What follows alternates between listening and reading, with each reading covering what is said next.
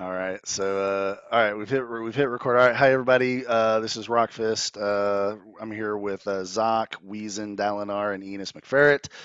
We are playing Death House 5th Edition Dungeons and Dragons, Session 3. Welcome, guys. How's everybody doing? Good, good. Feeling it, feeling fine, feeling Feeling real great. fine Yeah. tonight. Hey, Couldn't be Enos, better. What's up, Enos, dog? Hey, you're dead. no, look, hey, when I said assemble your crew, I meant assemble your crew. I don't have a crew. Yeah. Yeah, we got you, but just so the record shows, you're dead. Sorry, he's dead. Yeah, I think what Weezen's referring to there is last session we had a bit of a tragedy. We had our beloved Tempest cleric Baron met his demise. What happened there, Enos? You remember the events that Oh, went I into remember. that? I remember well. Okay, so we entered a room that had a statue and a orb that pulsed a blue glow. Every couple seconds, it just let out a little. Huh? And so everybody was like paying attention to other things, but Weezen over here, Drogar decides to go up and is like, okay, so pretty blue stuff. Let me get this orb. And so at that moment, 5 shadowy figures appeared, and they had invisibility skills. So we immediately rolled initiative, and during this initiative, these 3 out of the 5 attacked me first, and so whittled me down to nothing. I rolled a geriatric dwarf. Was not strong. That was built on powers of persuasion, and Yeah. he And they just crippled basically me. attack strength points the way they also attack Oh hit yeah, points. And that was a bad combo for your guy. yes it That was. did not go well. Yeah. Well, I'm sorry it happened, man. Like I told you after, I was loving the character, and never say never in D&D. But as far as we can tell, he is done for. He's So done. Rest in peace. rest in Rest peace, in buddy. peace, sir. All right. Just need a second here, guys. I'm trying to find a sheet we're gonna need tonight of all the prep I did. That one very important sheet is the one thing I did not secure. That's the statue. Yep. Yep, that's our statue. And then who got the orb?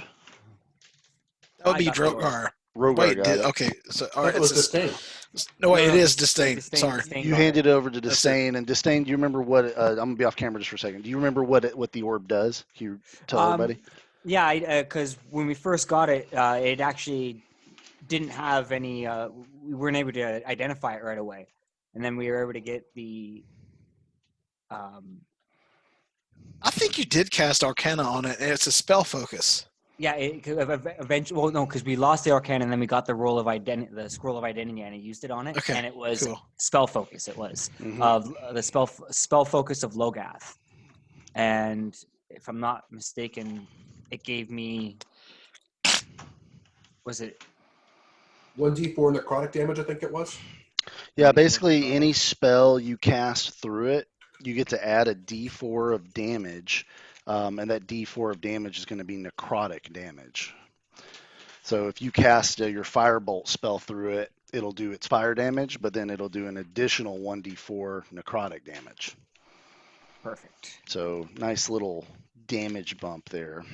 Add that to my spell sheet there. All right. Well, gentlemen, your unprepared dungeon master is going to have to print something real fast, or we're not going to have a good All right, night. take your time, man. It'll just take a second. Okay. So besides that, why are we in a basement in the first place? Somebody walk us through that. Well, we entered this house to try to find any sort of clues as to the location or whereabouts of Rudolf von Richten, or maybe get help trying to find him supplies, whatever. Turns out the house is pretty spooky, haunted, lots of nasty stuff in it. We found Rudolf von Richten in the house, actually, but he's been poisoned or diseased or something. And at this point, Crawford's main reason for still being in the house is trying to find a way to keep Rudolph from kicking the bucket. So. Okay.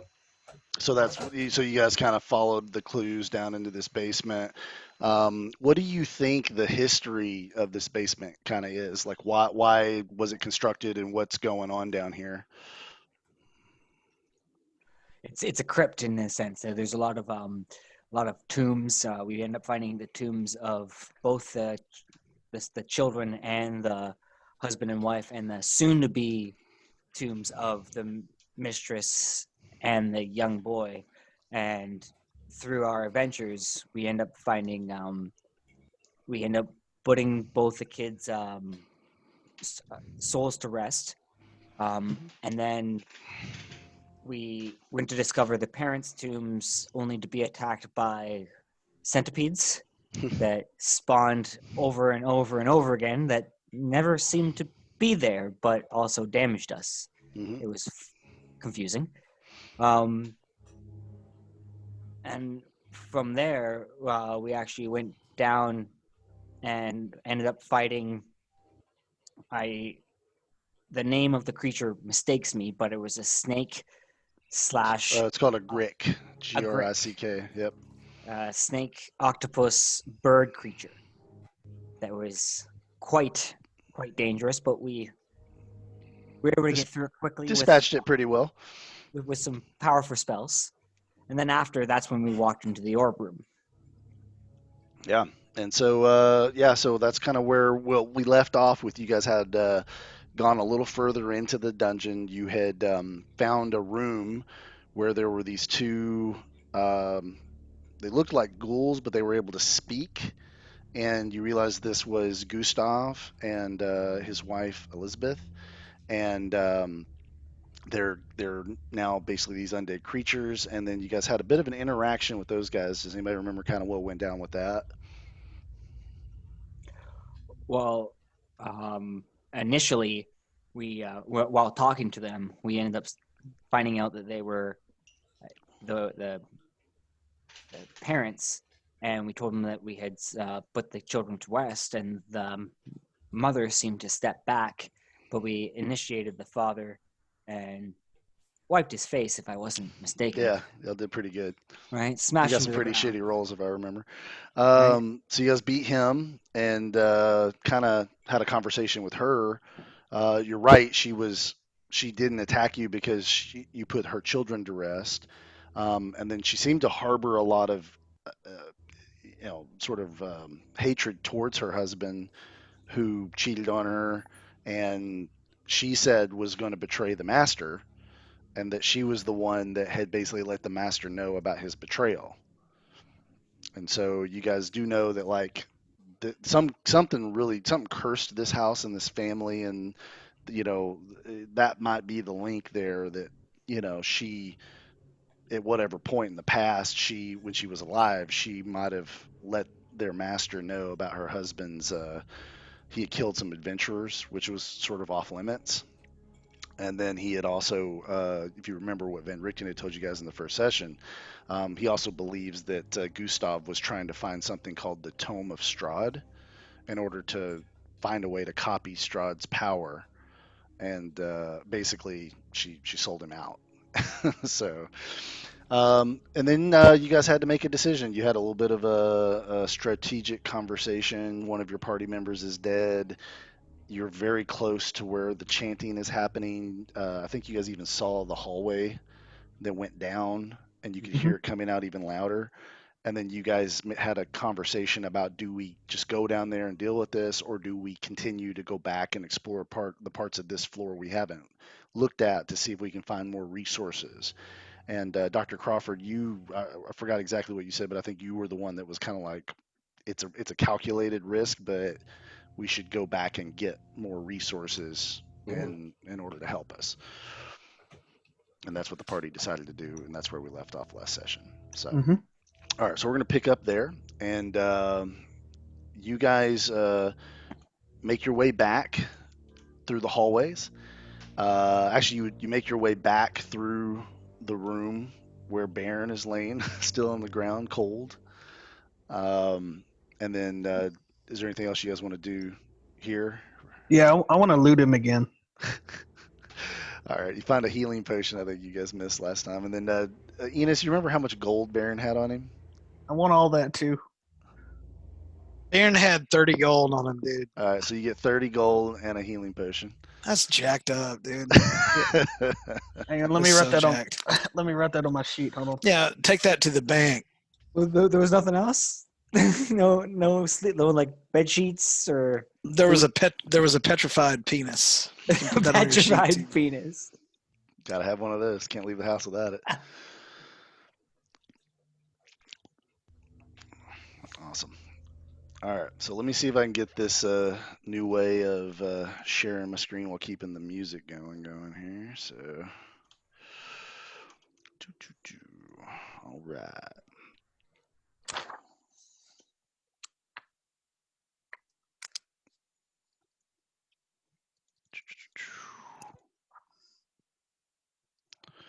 All right, guys, let's see if I can get this to work.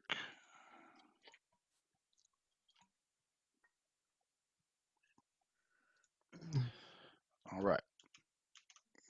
Incoming.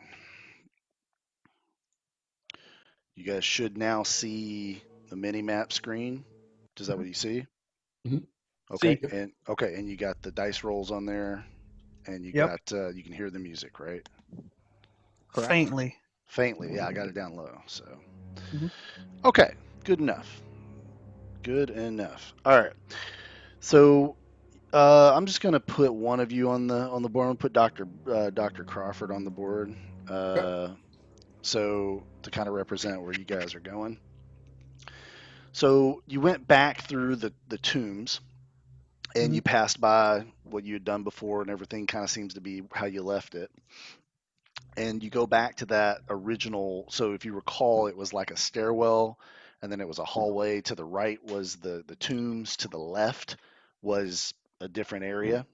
And you guys That we haven't been to. you haven't been to. So this is kind of you guys coming back to that separation point in the path and going now the other way.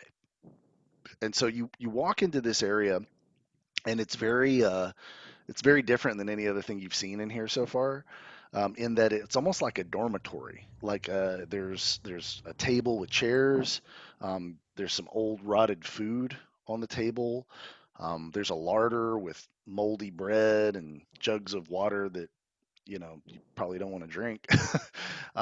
There's some beds. There's a little stairwell as you guys walk in, and then the base of this stairwell you see a well, and then you see what looks to be little bedrooms attached to this bigger room. All right. I believe we had discussed possibly resting last time also. Did we want to hash that out first? Yeah. Gentlemen, before we make any decisions about whether we should stop and rest or keep pressing onwards or anything like that, I'd like to remind everybody of why we're here. And that was to try to save one Rudolph van Richten, who is currently infirmed with some sort of ailment upstairs. As of yet, we haven't found anything in this house that would be useful in assisting him in not perishing, but we also haven't finished scouring the whole house. And what concerns me is, though, I think we have a bit of a ticking clock as far as how long until he perishes. So I'm not sure, in the interest of preserving the life of Rudolph von Richten, that us resting would be the best course of option. What do you think? When you put it that way, Doctor, I tend to agree with you. We need to be pushing forward as fast as we can to save. At least his until life. we find something to help him. So. Agreed. All right. Well, I love that, and I love the reasoning, and so I'm going to give you inspiration for Dr. Crawford. So you can use that to So roll you said we can have up advantage to on a D20. 3, was You it? can hold up to 3. The rule Okay, book so says that's you can only have one at a time. I let players hold up to 3, just so you I'll can take be it. strategic when you use it. Yeah, you never want to turn down inspiration. Okay. So you guys are saying you don't want to rest. So what do we do next? Well, I'm going to begin poking around this dormitory, seeing if there's any sort of storage or anything like that that the folks who were sleeping here might have been keeping things in. Continuing to look for some sort of anything to help with the supposed ghoul rot, I think was the words that Rudolf Van Richten used of what he had. Okay, so you want to start. So this little area here. Does that look smooth for you guys on your end, having Oh yeah, it's the fine. pieces move? Okay, cool. So yeah, you kind of look at this little area here, and it's interesting because it's like bedrolls on the ground. Whereas you can't really see it yet, but there's more of like a bedroom vibe coming from the next big room. Oh shit, found my sheet. Sweet. So you want to what do you want to do? Because like you can kind of it's very dark. So what are we doing for a source of light right now? I believe I had a torch out. Okay, so you got a torch, so you can't see a whole lot around you. Goes out to about 30 feet ish with some light, and so you can move deeper into the room and do whatever you want, or you can go into the bigger room. It's up to you. You got to tell me. All right. Well, I'm gonna check the bed mats and see if there's any sort of anything that like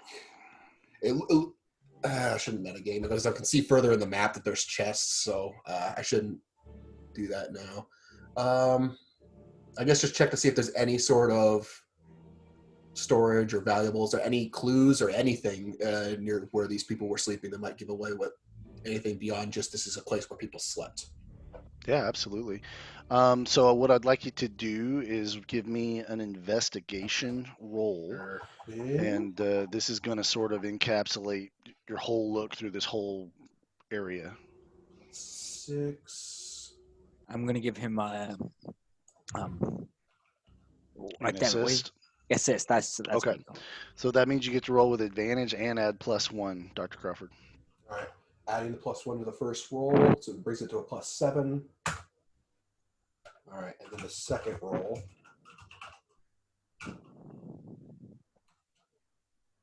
Wow, really? All right. So 13.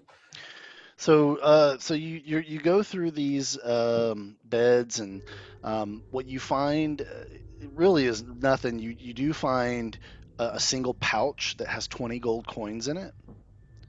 And Okay. the gold coins are not stamped with the face that you've seen on other gold coins you found in this place. Interesting. Okay. Any Who's sort of got identifying marker on them? who's do you, if you got history, so you can roll a history check. Okay. All right.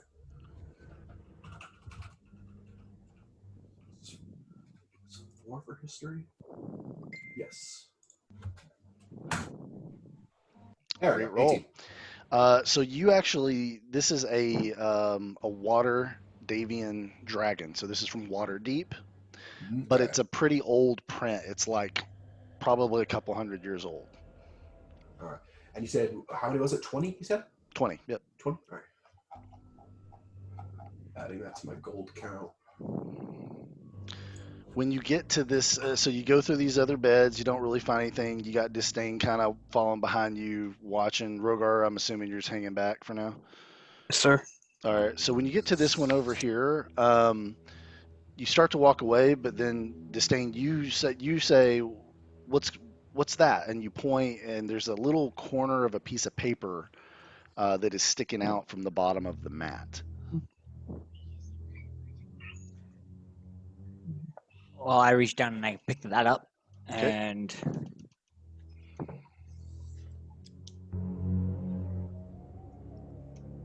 Take a look at it. yes, yeah, take it away. All right, so it's written in Undercommon. So does anybody have Undercommon? I don't think No. so. Okay. So unfortunately, you have a letter written in Undercommon and no way of reading it. Is what I'm hearing. Okay. So you can add mysterious letter in Undercommon to your inventory if you would like. If we survive this, we might be able to find somebody to translate it. All right, and that's all you guys find in this room. Okay. All right, let's move on then. All right, who's in? What's the formation? Rogar, do you want to take point or should I? He's motioning to himself, so he'll Okay. let him take point. So he'll take point. Your dragon ass is too big. I gotta shrink you down. All right. So you guys move into this room with Rogar taking point. Give me Rogar, you're the first one in the room. Give me a perception roll, and that's going to be at disadvantage because you don't got it. So roll twice, and we take the lower of the two.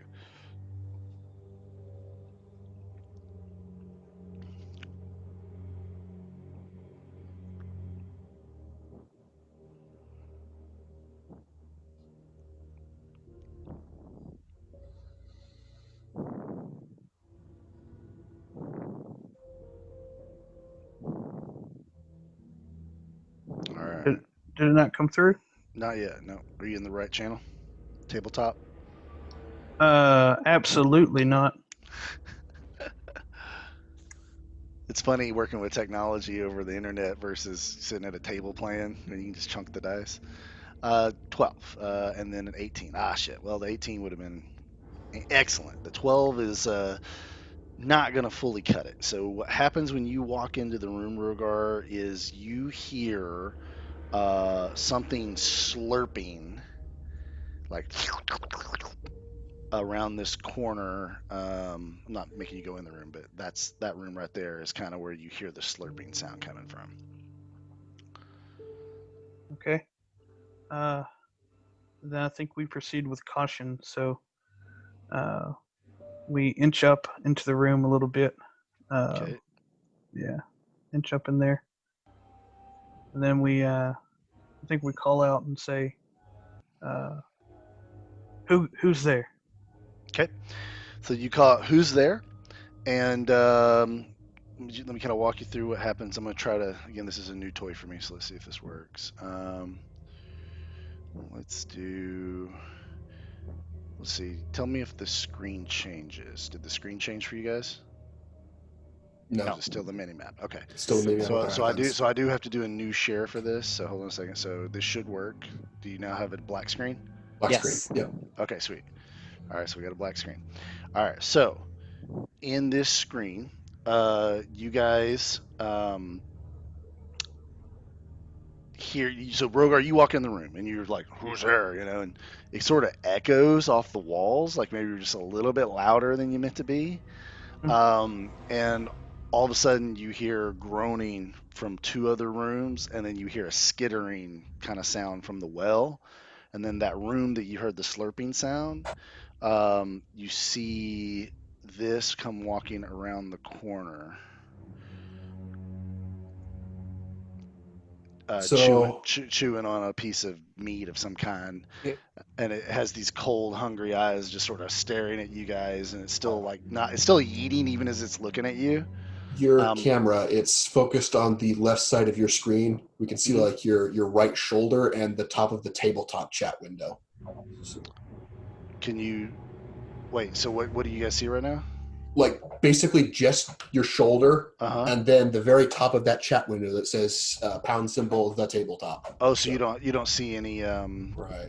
I see it in the little box up at the top, but not the yeah, main my box. technology's not cooperating with me here. Hold on just a second. It sounds menacing, whatever just showed up. But Oh, let me tell you, if you could see it, you'd be like, hey. We're screaming. And that didn't fix there it. we go. Okay, yeah. All I had to do was Alt Tab 2 and it updated it. What? No, and now you're back. Now you're we're good. We're good. We're good now. Okay, all right. Don't touch So anything. I'm not gonna touch anything for a minute. For a second, I won't touch anything. Hey, quick question: is Enos still dead? Yes, he's. I Okay, think so. let's keep You- going. So when you asked me that, so you notice the arm that it's gnawing on looks kind of like a dwarven arm. No. So much for giving him a proper burial later. So The health so potion. we're gonna roll initiative. All right. All right, Okay. but before we roll initiative, can we scooch back into the hallway to kind of? No, Or do because I have- once I have to do declare that it, with- you can do it Okay. on your turn in Okay. combat, but these things are gonna attack you like You quickly. want to try to bottleneck him though? Yes. All right.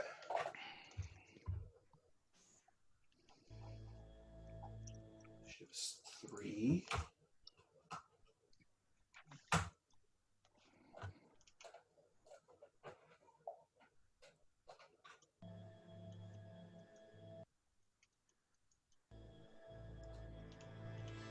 Oh shoot. Yeah, I'm supposed to have a +1, so I really have 16. Okay. Marijuana helped my roll. That's what I was hoping for. It always does, right? All right. So we got an 8 for the ghoulies. All right. So then we've got was a 14 what you got, Dr. Crawford? Yeah. Okay. So Crawford's got 14. And then we've got a 19 for disdain. And then we've got Rogar's got a 16, you said, right? Correct. Cool. Okay. Okay. So that would mean I'm going to get rid of this screen and Battle map time. Let's do it. it's battle map time, yeah. So 1 second, let me get it all set up. Boom, boom, boom, boom. Okay. Let's share this with you guys.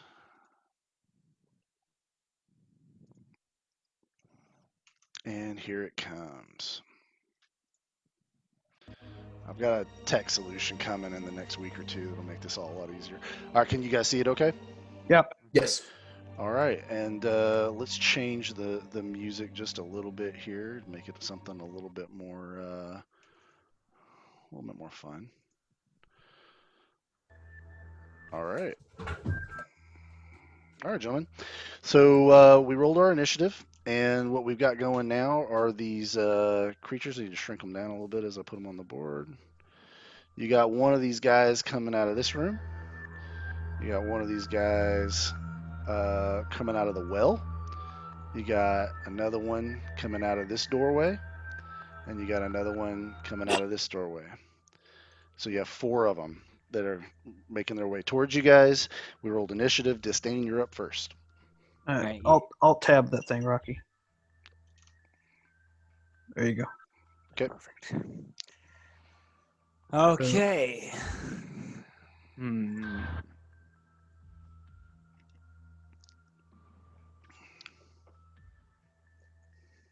So there's 4. Okay. 4, yep.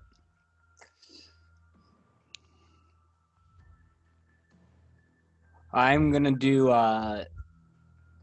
my chill touch. Okay. On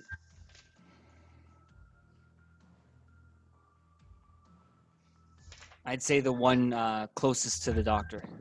Okay. All right. Can Rogar talk first?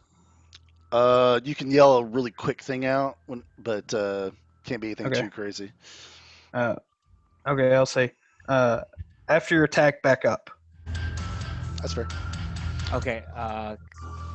So can I make an action after? You sure can. Now, attacking that one is going to result in it having a little extra armor because it's only halfway out of the door. It's called partial cover.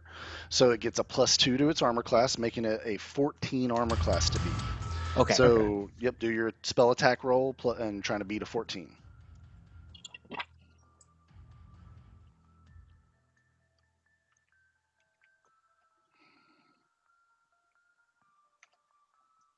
Yeah, and I do +5 for attack modifier, or no? Or it's just Yeah, you still use your normal modifiers. So in your case, that's your spell it's your spell proficiency and it's your charisma modifier, I think. Yeah. Yeah. I only got an 8. Yeah, so you shoot this frost thing at him, and it just sort of hits the doorway, and it kind of instinctually dodges behind the doorway. And so it kind of frosts up the edge of the door, but it doesn't hit the ghoul. You have movement you can do, and if you have a bonus action, you can do a bonus action. I back up. Okay. Into the up onto the stairs almost. Okay. All right. And no, I don't think I have a bonus action, do I? I don't think you do at this point. No. Okay. All right.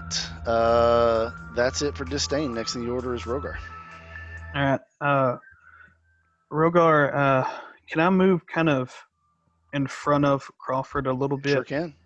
Yeah. So I want to move just a little bit in front of him, and I'll attack the one coming from the well. Is that within 5 feet? I guess is what I'm asking. You want to be within 5 feet of the one in the well. Well, that's what I'm asking. If I move in front of Crawford, am I partial covered to that dude? You're out in the open. You're like in the middle of the room. So Okay. yeah. So but you I are would in rather melee move. range of the ghoul at this point. Okay, I would rather move right in front of Crawford, where I'm Okay. closest to the guy on the door. Okay. And I can put you right here if you want, if that works. Yeah, that's perfect. Okay. And because what I'm hoping for is bottleneck, but I have to protect him first. Okay. So I'm gonna attack the dude in the door. So it's a partial cover, you said? No, because it was partial cover because he was at range. Okay. Because you're melee, you're right up on him. You can hit him. 12 Alright. armor class.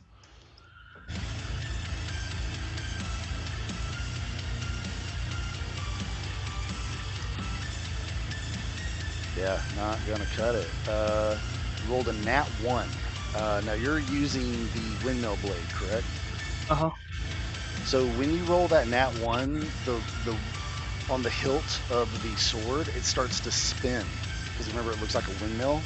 Mhm. And the sword pulls out of your hand, and now is going to join the initiative of the enemies. Wait, what? It's a So cursed 5. weapon because of that nat 1. So Jesus. the nat 1, it came back to life like it did when you first found it. Fuck. Okay. Anything else? No, not now. Okay. All right. Next in the order is Dr. Crawford. Okay. I am going to. Let's see here. We've got an extra enemy now. I'm just gonna run back into the corridor behind Disdain and say, "Get into the corridor." Okay. Yeah, I'll try to make sure that since I'm behind Disdain, nothing at least can get behind us. So. Okay. So you want to go past Disdain? Yeah, into the very end. Right. Yeah. Okay. And I'll have my. Honestly, I'll probably have my rapier out for this. Okay. Cool. All right. So you got your rapier out. Rapier. I'm from Arkansas. It's hard to say that stuff. Rapier. All right. Let's go to the ghouls. I know you guys want them to have their turn too, so it's only fair, right? So the ghouls, the one that's in the doorway that you first saw, he just stays in the doorway chewing on the arm. He's got meat, doesn't seem interested in just yet going for yours. The one in the well finishes climbing up and lands, and he's going to attack Rogar. So Rogar, you've got an armor class of 18, right? 19. So 19, that's good. It's a tough one to beat. Alright, so he does get a +4 to his hit, so he misses. You just sort of clanks off your shield. The other one that's right next to you that you tried to attack, he attacks you. Okay, he misses as well. You've just got that shield up there just clawing at it like in a frenzy they're clawing at it. And then the third one, it's got just enough movement to get up on you and make an attack as well. So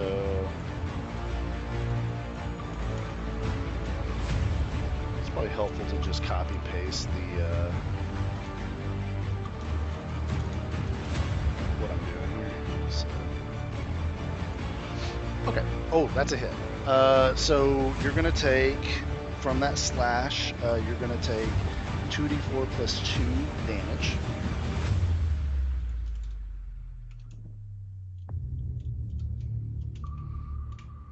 You'll take 8 slashing damage, which is going to take you down to 11 hit points, I believe. And you also, he scratches you, and it kind of claws into your, kind of gets under your scales and slices into your arm a little bit, and a little break in your armor. And that means you got to roll a Constitution saving throw. You have to beat a 10, And so if you look on your character sheet right above your skills, you'll see saving throws, and you get to add that number next to Constitution to this roll. So it's a D20, you said? D20, and then I see you have a +2 for your save. You see that on your sheet?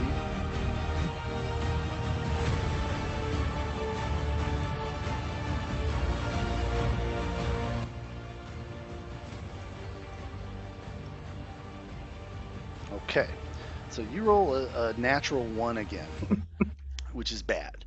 So what you thought was just a little bit of a cut is like he actually got in there with his grimy, dirty nails really bad, and so you are fully paralyzed. And what that means, you can't move at all right now. And so your sword is spinning. You're paralyzed. Your friends are in the hall, and you're surrounded by ghouls. So we're off to just a great start, everybody. Yay! Okay. Not once. Like, fuck off, That's fucking bad. dice. All right, so the sword goes for you. Because you're paralyzed, everything gets advantage on you. Oh, good. So because you just can't do anything to stop it. You're still wearing armor and shit, but all right. At least you have 19 armor class, at least. Yep. So the sword, it misses, but only because it hits you and clings off your armor. Okay, now we're back to top of the order, which is going to be Disdain. Okay. Well, I'm gonna go and poke my head out around that corner there, just that little step, right? Just so I Yep. can see that group of them right there, and I'm gonna just double check all my spells right now. I only have one spell slot left. Let me not move my map. Let me move the token. All right, so you move just kind of halfway into the doorway. Yeah, just so I can kind of poke my Yep. head around. All right, and so you poke hopefully your head get around. a clear enough shot. I'll get the one. I'll shoot a chill touch at the one that came out of the well. Okay, so let's go ahead and roll our attack roll.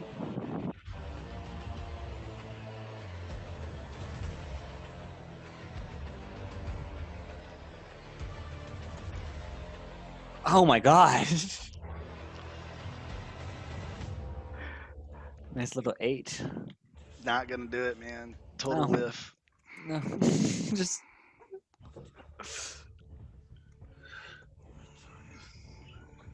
Sorry. What else are we gonna do? I've used up my action, so that's it for me. You have a little movement left. You can move back to where you were. You can move Yeah, further into the room. I'll move back. I'll move back All right. just a little bit.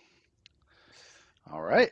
So now we're to Rogar. Now, Rogar, you get to make a Constitution save as your action, but it's the end of your turn. So if you succeed and you get your action back, that's all you can do that round is just shake off the paralyzation. So go for it. Give me a D20 +2 and try to beat a 10. So lay on hands doesn't free me You're of this. paralyzed. If you could use it, it would. If you could put your hand on your wound, it might help, but your hand is locked. You're literally like frozen right now. You can't use it. This. All right. So same thing again. Yeah, D20 +2. Please don't roll a 1. It's a lot of pressure. Okay. You just Oh. you like shake it off and like you've got control of yourself again. All right, But so I it's the can't end move of your- though. It's the end of your turn. Okay. Is how it's written, and so basically it just means that when it's your next turn, you're back to being able to do shit. But Okay. yeah, right, you burned all your actions basically to shake out of the paralyzation. Okay. All right, next in the order is gonna be Dr. Crawford. Okay. All right. After seeing that Rogar, for whatever reason, didn't run back into the hallway like Crawford expected him to, I think I'm going to run out and try to help. Okay. All right, so we get you back into the room, and how far into the room are we going? I'm going to move as far in as I can to be able to get in range of one of them and you can stabby. get stabby range of this guy. All right, and then I'm going to make my roll to stabby, which is, I believe, a +5. And he is a 12 armor class. You hit Hit it. at least 21. Solid hit. So that is going to be 1d8 plus 3 piercing.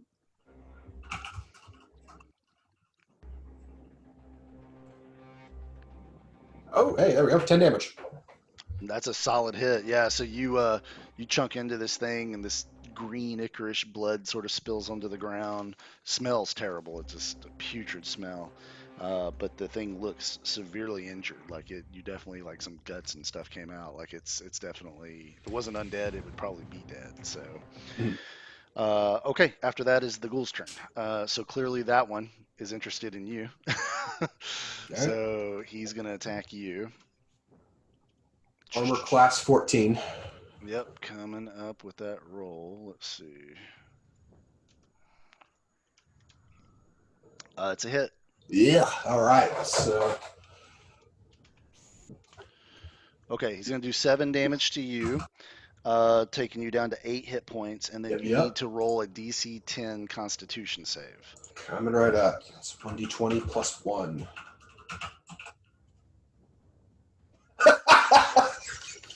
All right. Wow, so you not run. once tonight. Yeah, you run up and you just slice a huge chunk out of this thing, and then it turns with these like baleful eyes and just claws you right across your chest, rips some of your clothing, and you just immediately go into a paralyzed position. The two that are still on Rogar are going to stay on Rogar. Of course. Okay. Miss and miss, so they just kind of clank clank against your Hmm. armor. This All right. one over here, I'm going to give him a 50% chance to join the fight or keep eating his dwarven arm. He's over there eating, so let's just roll it. He needs to keep eating beer over there. If he rolls a 10 or lower, he's going to come join the fight. If he rolls a 11 or higher, he's going to stay back and eat. So he's going to stay back and eat this round. So he's still just chomp, chomp, chomping. He's found some more. He found a little corner there in the quirl bow that he's chewing on. Quirl bow is the opposite of your elbow, if you guys didn't know that. All right, then the sword's going to attack you again, sir, Mr. Rogar. And he hits you with a natural 20. Oh my god. Which means he's going to do 1d8 plus 1, and we're going to double that damage. This may be a wipe, guys.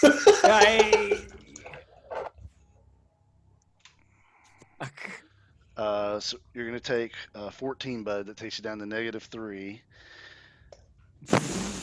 And when that happens, the sword actually clanks to the ground and is no longer moving. As soon as you fall, the sword falls. Awesome. Disdain and Dr. Crawford, you want to roll an Arcana for that? Okay.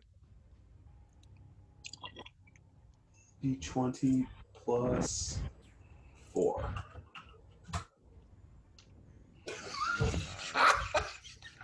Oh wow, not one. This Doing is just great, the guys. Just doing great. Yeah, you have no idea why that happened. That seemed that's so silly that happened.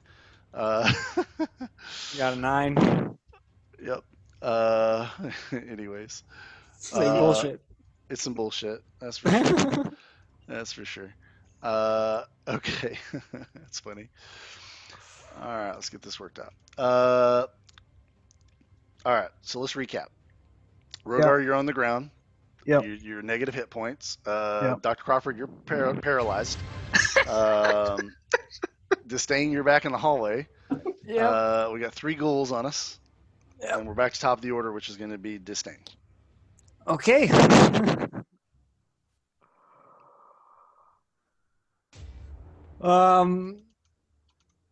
Need some DPS, buddy.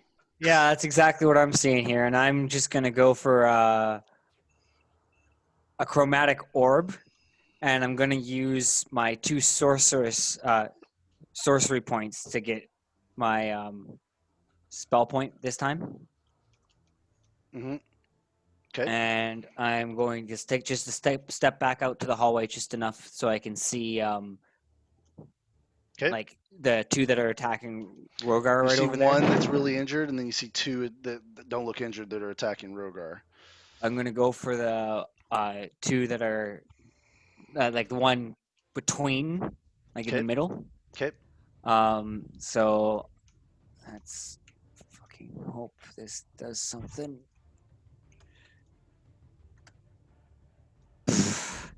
10.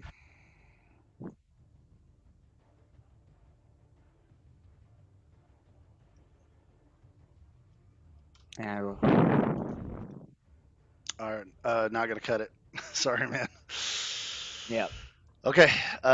So next in the order would have been Rogar. Rogar, you roll a d20 for your death save. You got to roll 10 or higher to get a life token. 9 or lower to get a death token. If you roll a 1, it's 2 death tokens. If you roll a 20, it is going to be two life tokens. So it's just D20, no Just a straight modifiers. d20, no modifiers. You get a life token. At 3 life tokens, you're basically stabilized, and um, you don't have to worry about dying unless someone keeps hitting you. Okay. Okay. All right. Next in the order would be Dr. Crawford. You get to roll your Constitution saving throw to break that paralyzation. You do not break your paralyzation. So the ghouls watch. So the 2 ghouls that watch Rogar fall, they actually both drop to their knees, and they're both going to start chomping on you. Oh, good Okay. God. Yeah. So it's going to be. That's a tough one because you're prone, you're unconscious, you're basically They're gonna. Your armor's what's throwing me off because it's gonna be like trying to crack a nut for them. So what I'm gonna do, if you think it's fair, is I'm gonna have them roll to attack, but with advantage. And I'm not gonna let your shield be a part of your armor. So that'll be 17. They got to beat at advantage. Okay.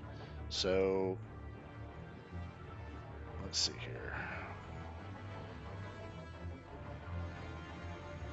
All right. And then because it's their bite attack, they get a +2, which is a little less than their claw attack. Okay. So here's the first one doing his with advantage. Does not get through. He can't find purchase on your flesh because of your armor. The second one is going to. And so he is going to do. You rolled 4 times. I did because each one attacks with advantage. Oh, Yeah. okay. So he's going to get you for.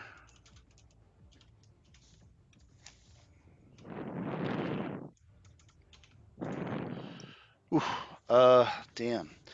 So yeah, buddy, you're at -16 and you have a death token. No, I have a life token. You have 1 It's life both. token, but you have 1 death token because you took damage while being in negative. Oh. Okay. Now the other one is going to attack Dr. Crawford. Okay.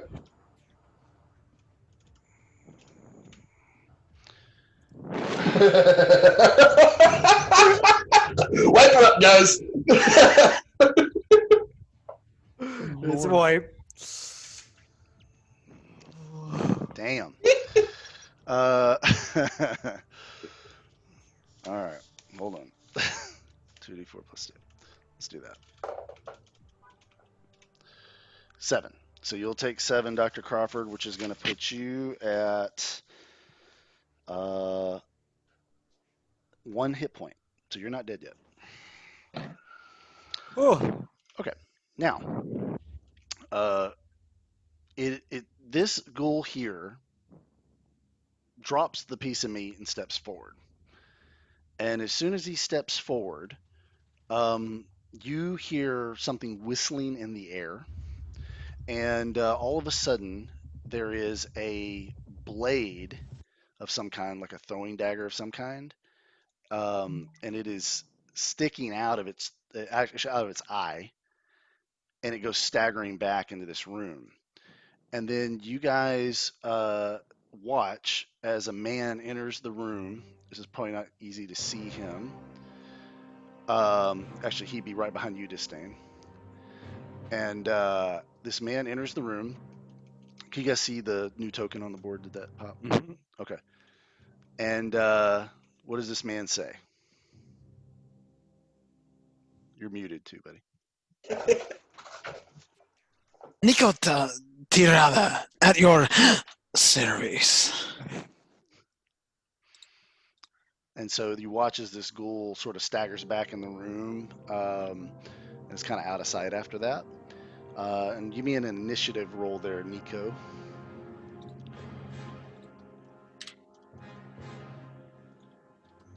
You guys see this handsome dude? He's pretty damn handsome. Is it just a straight 1d20, Rocky, or what do I No, roll? you have an initiative modifier on your character sheet. Okay. Should be right there, the top middle part of your sheet. Yeah. Oh shit. Yeah. Oh, you got a good one. Okay, so you're now 15. So you're going to be right after, well, the adventurer formerly known as Roger. Okay. All right. So, so it is now going to be Disdain's turn again. First off, I turn around and I say, what the schools? Let's get these guys. Verbatim, Give that's me, exactly give me what a, I said. give me a perception roll there. I'm gonna give you a freebie, Disdain. Give me a perception roll. I know you got disadvantage because you don't have it. All right.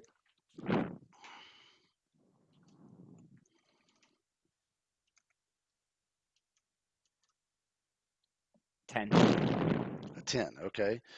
So, you what you notice about him is he has some webs sticking on him, like Okay.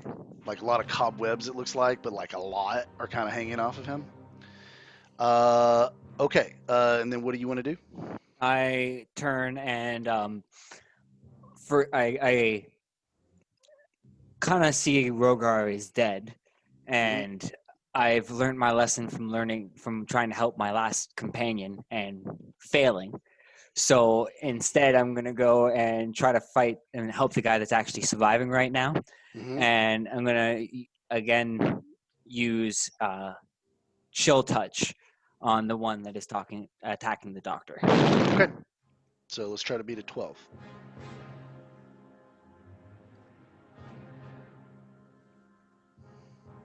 Okay, that'll 21. do it. All right. That'll do it. So that's 1d8 necrotic damage. We're getting a lot of the breathing feedback on your mic too. Just Oh FYI. shit! Yeah. I moved back. Cool.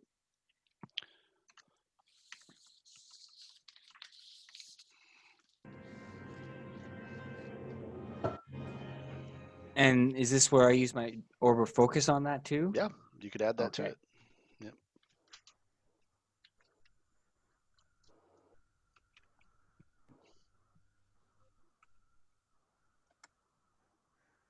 Okay. 6 damage. So, you hit this thing, and it does something else against undead though. Oh, it latches onto them.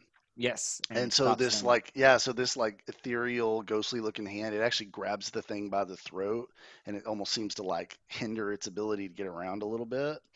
But that necrotic energy is also crackling from the hand, and so it hurts this thing. It definitely looks like it's not going to be able to take much more damage. Okay, anything else? I kind of step more into the room at that point, like just a few, like there. Yeah, perfect. Okay, cool. All right. Next in the order is going to be Rogar, who needs to make his D20 save there.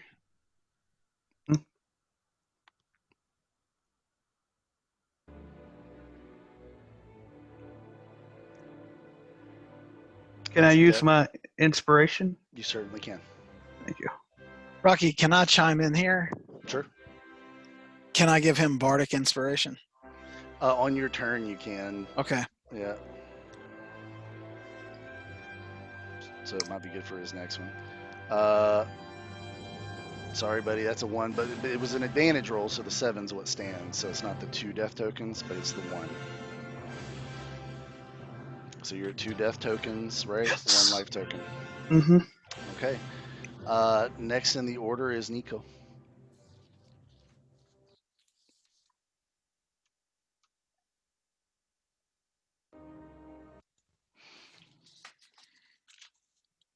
Okay, let me see the board here. I can't see the board.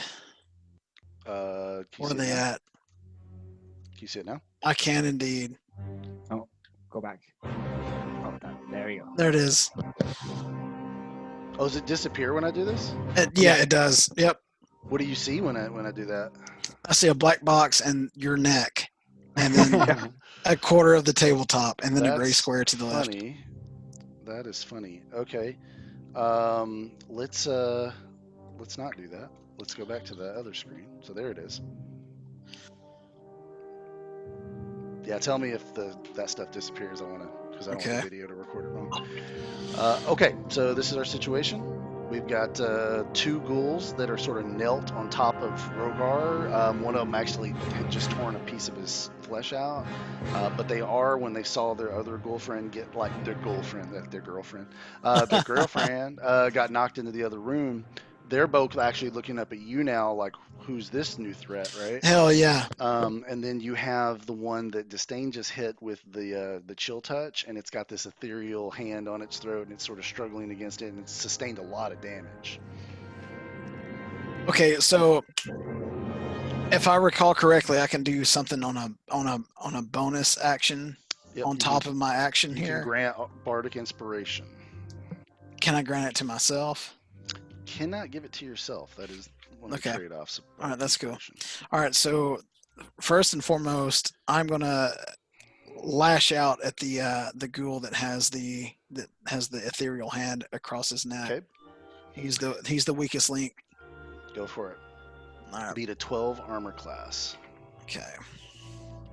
And I'm gonna be lashing at him with my rapier. So, what kind of roll do I give you? Just a 1d20? It's a D20, and you have +5 to your hit. Okay.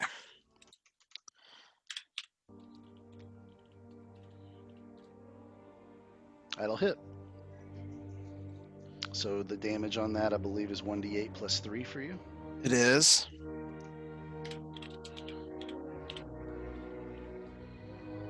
All right. That's exactly how many hit points he had left. So how does he go out? Okay, so this hand and my rapier seem to work in tandem, just because of the aura that I'm emitting. Mhm. So the hand first grapes my rapier, and then it plunges into the throat deeper, Mhm. almost using my blade as a purchase into it, deeper into his neck, and then it goes vertical through his skull, and it just explodes. Love it. Yeah. And lights and colors everywhere. Like there's so much light right now. Yeah. So even the ghouls like hissing at the light. That's right. And, Yep. you just sort of stand victorious over this completely obliterated ghoul. All right. Anything Can else? Can I do a bonus action now? You can. Okay, so I'm gonna give a Weezin a bardic inspiration. Okay. So so you could so I always like to ask my bards what that looks like. So it could be a song, it could be a quick phrase, it could be just words of encouragement. It could even I've even had people just say, I just pat him on the back, and then it's like that gives them inspiration, right? So how would you give inspiration to this basically unconscious dude on the ground? I pivot on my left heel and I turn around and I point at him and I say, Lunati! Okay. Dude, I'm the baddest ass bar that's ever rolled. I guarantee it. I'm Y'all ready. have somehow, I like y'all this have guy no already, idea by what's the way. coming. You have no idea what's coming. Rogar, you're walking down this dark tunnel. You see a light at the end. You see your grandmama Rogar at the end, and all of a sudden you hear these words echo. What did you say? Illuminati? What did you say? Lunati! Lunati. Okay, so you say Yeah. Lunati, and you hear those words echo. For some reason, that encourages you. You're like, I can fight this, and so you get to add a D6 to any D20 roll that you want in the next 10 minutes. Okay, after Nico, it is going to be Dr. Crawford's turn. You can make your See if I Constitution saving roll now. Try to Shake beat the 10. paralysis here. Thank you for the Nico theme music. 13. That was badass. I love it. Thank you, sir. All right, we got a 13. That's a hit, or that's a save. So you shake yourself out of the paralyzation. Now you were paralyzed, so you weren't actually on the ground. You were actually like standing there with your blade in your hand. So you're suddenly like, "Whoa, I'm back!" and you get all your actions over because it's the end of your turn, but you That's my are turn. back All in the right. mix. Okay. After that is going to be the ghouls. So we have one of them that is gone, and you get him off the board. So bye bye. You have these two that are going to make a run on you, Nico. And they literally step on top of Rogar to get to you. Okay, so let's roll those attacks. It's going to be a hit and a miss. So the hit is going to do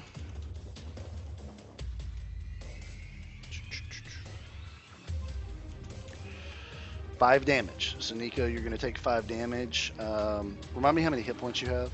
15? Is that correct?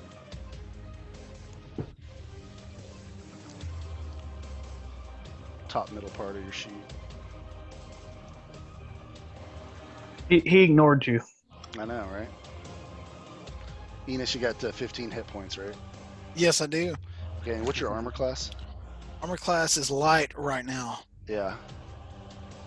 15 armor class.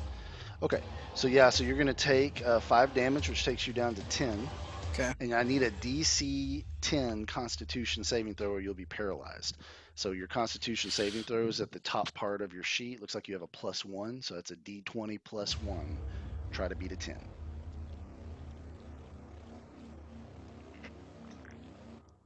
Yeah, you feel fine. Thing scratches you and you're like, Hell yeah, I Ditto. do. That's right, I do. I'm the badass. I'm the goat. Oh my lord. So that was those two. You don't hear anything coming out of that room from the one you threw the knife into its head.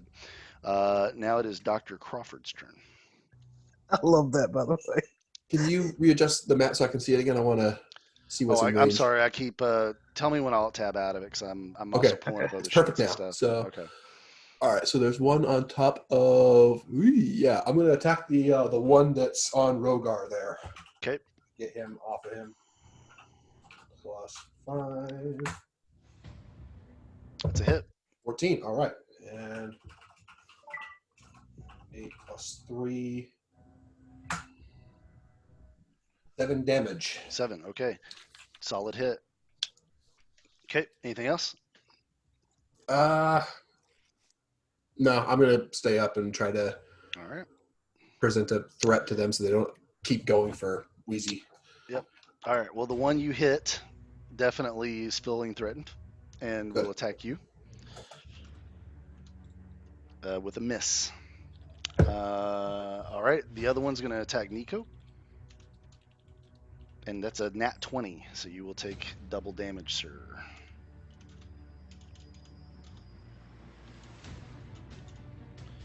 Holy fucking shit. He did max damage too. So that means you took 20 damage, which is going to take you to -10. This sucks.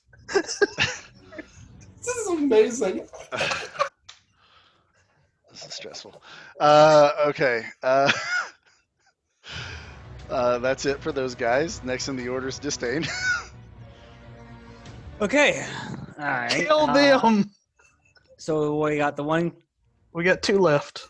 2 left, and the one closest doctor is the one that's being hit, right? Mhm. Okay. Well, I'm gonna keep going with the chill touch because it seems to be doing the best damage to them. Unless, yeah, no, that would be the best one.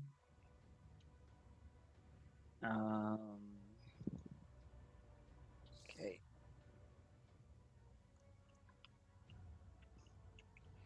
Audio's okay. Visuals are okay. Yep. Cool.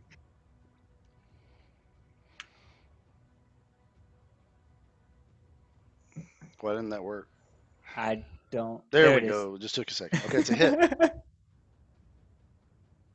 Perfect. All right. So that's a 1d8 plus 1d4 for the Mhm. Arcana. Come on, Manelli. Bot's lagging a little bit. Let's see. Oh, It's the because it's cheating suspense. us. Right? Yeah, It's like, wait a minute, you guys are supposed to be dead by now. Not nice. That's 8 damage. So you're hitting the one that Crawford had already taken a chunk out of, right? exactly. Yeah. All right. So yeah, so it is hurting. Okay. Anything else? No, that's it. That's it. All right. Cool. Okay. So Rogar, dude, what's going on with you? You are -16. You have 2 Yeah. death tokens and 2 life tokens, right? Yes, it's not looking good for me. You do have a D6 you can add to this D20 roll. So I do /roll 1d20 plus 1d6. Yes. Yes, sir. Go Alright. for it, dude. Please. Okay. Please roll So- higher than And a 10. Here we go. Ready? Yeah. I'm actually like a little anxious right now. Okay, that's a life. That's a life token. So you're stable. You don't have to Oh, you roll broke any. up. What did you say? You're I said stable. that You're alive. you're Okay. stable. You broke up, bro. You're stable. You suddenly just like, I mean, you were going towards that tunnel, you heard that word, and then it pulled you back. And so you're back. But you're still at -16. You're still unconscious.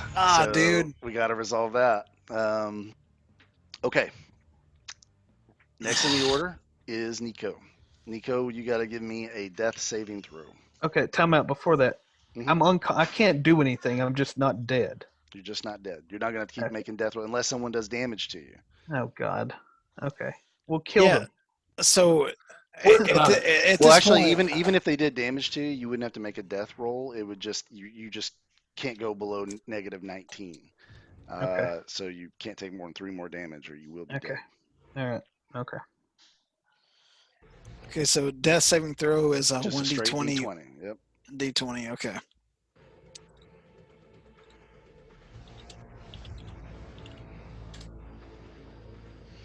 That's a death token. Damn close to a 1. So you got 1 death token. And that's all you can do this round. After Nico is Dr. Crawford.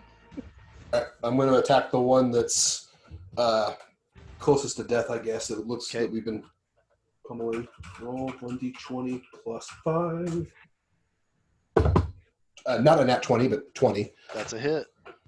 Kill it with fire. 3, 10 damage. 10 damage. I would imagine that does it off.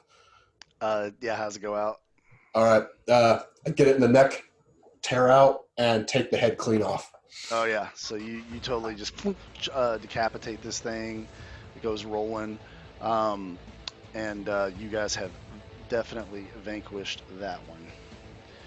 Okay, now it's their turn. There's one left that you can see. This one hastily. So this one's gonna. The challenge with ghouls is this: I don't think they're normally played correctly by DMs because they are intelligent undead. They're not like zombies, right?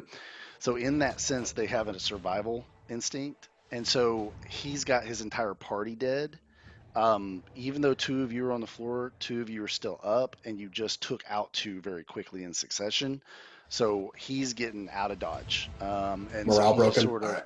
yeah, he just sort of lumbers off down the hallway, and that's it. Just as a quick question, how Mhm. far does he go? Because I was hoping to blow him down that that hole, that well down there.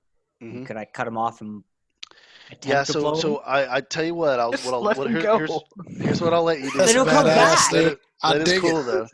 though. Because he's leaving. Now normally you can't do this from range, but I'm gonna let you do an opportunity attack on him. Okay. Love it. And the only way I'm gonna let what you're describing happen is if you roll a d20. So like you Okay. got to roll a 20. Okay. You can do it. You can do it.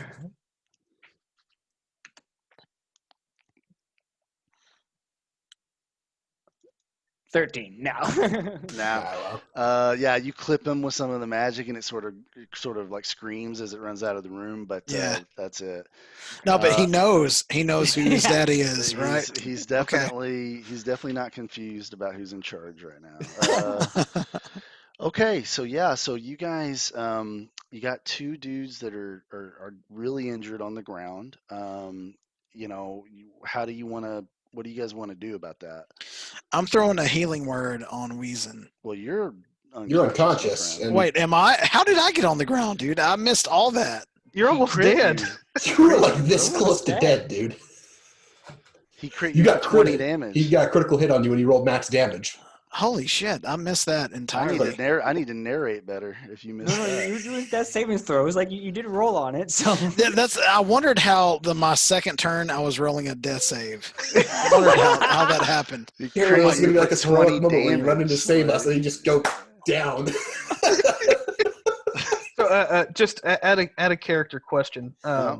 After the combat is over, Mhm. Enos had he's dead basically. Mhm. So he doesn't Unconscious, but yeah. death save. He doesn't do death. He's okay. Yeah, so he is, and the reason why is because without any external threats, you guys can actually take more than a few seconds because each turn represents about 6 seconds, and so now you actually can take the time to patch him up a little bit, keep him from continuing to die.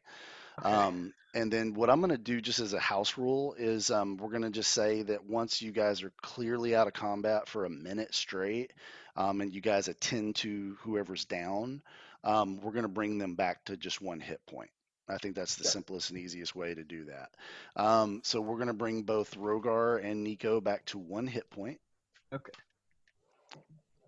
So we can heal each other basically now. Now that you're up, yeah.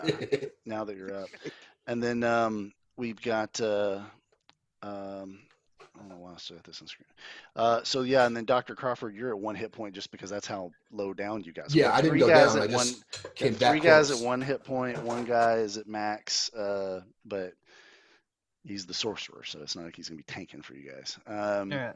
So, gentlemen, thank you for saving me. We have 3 mana pots or healing pots left. That I have all 3 of them actually. Why don't you rummage through Nico's lifeless body to see if he has a healing kit on him too that you might could use to restore him? He's not Wait, dead. You're not No, there. no, you're up. So You were they this got, so close, you're but- You're were up. down, You got 1 hit point. and now I brought you back at 1 hit point. Now that they've been able to patch you up. Cool. All right. So Good we're not stuff. dead. We're okay. So, I all right. There's a couple things I can do. I'm gonna do my last 5-point lay on hands on Enos since he gave me inspiration and I didn't die. Okay. So Thank God for that. I just All right. give him 5 hit that's points. 5 hit points. Okay, so Nico, you are at 6 hit points now. All right. So we have to keep getting health somehow. Yeah. Thank you, brother. I have some bandages that I've brought into the battle. All right. So if somebody has medicine, they can use those to heal 1d4 plus 1 hit points. Okay. I have +1 to medicine. Does that count as having medicine? Well, you don't have it as a skill though, do you? No, I'm a soldier. I have triage because I'm a soldier. No, you would have had to pick medicine when you made your character, brah. All right. There's still things we can do. I think each of us should at least take one of the health pots and chug them. Okay. So I'm going to hand one to Nico, and I'm going to hand one to Dr. Crawford. Okay. I put my hand up and say, I'll just take a more passive role until we get through this. Not a frontlining until we Okay. get some more HP back. Okay. All right, well, Go ahead. I was going to say, I'm definitely going to chug me one. So I chug need it, and then are you gonna have give one to Nico as well? Yeah, I gave one to him if he wants Okay. it. So Nico, are you gonna drink the health potion? Absolutely. Okay. So roll 2d4 plus 2, and that's how many hit points you guys will heal back. Yeah. It didn't come back yet. I know it's lagging a little bit. All right. I don't know what's up with this bot going slow. Mine says 100. I don't know what his Oh, says. that's great. Wow, There it that's is. awesome. You got it. You got Yeah. it. While this is going on, what's their new companion's name again? Nico, Nico. N-I-C-O. Nico. Tirada. Alessio.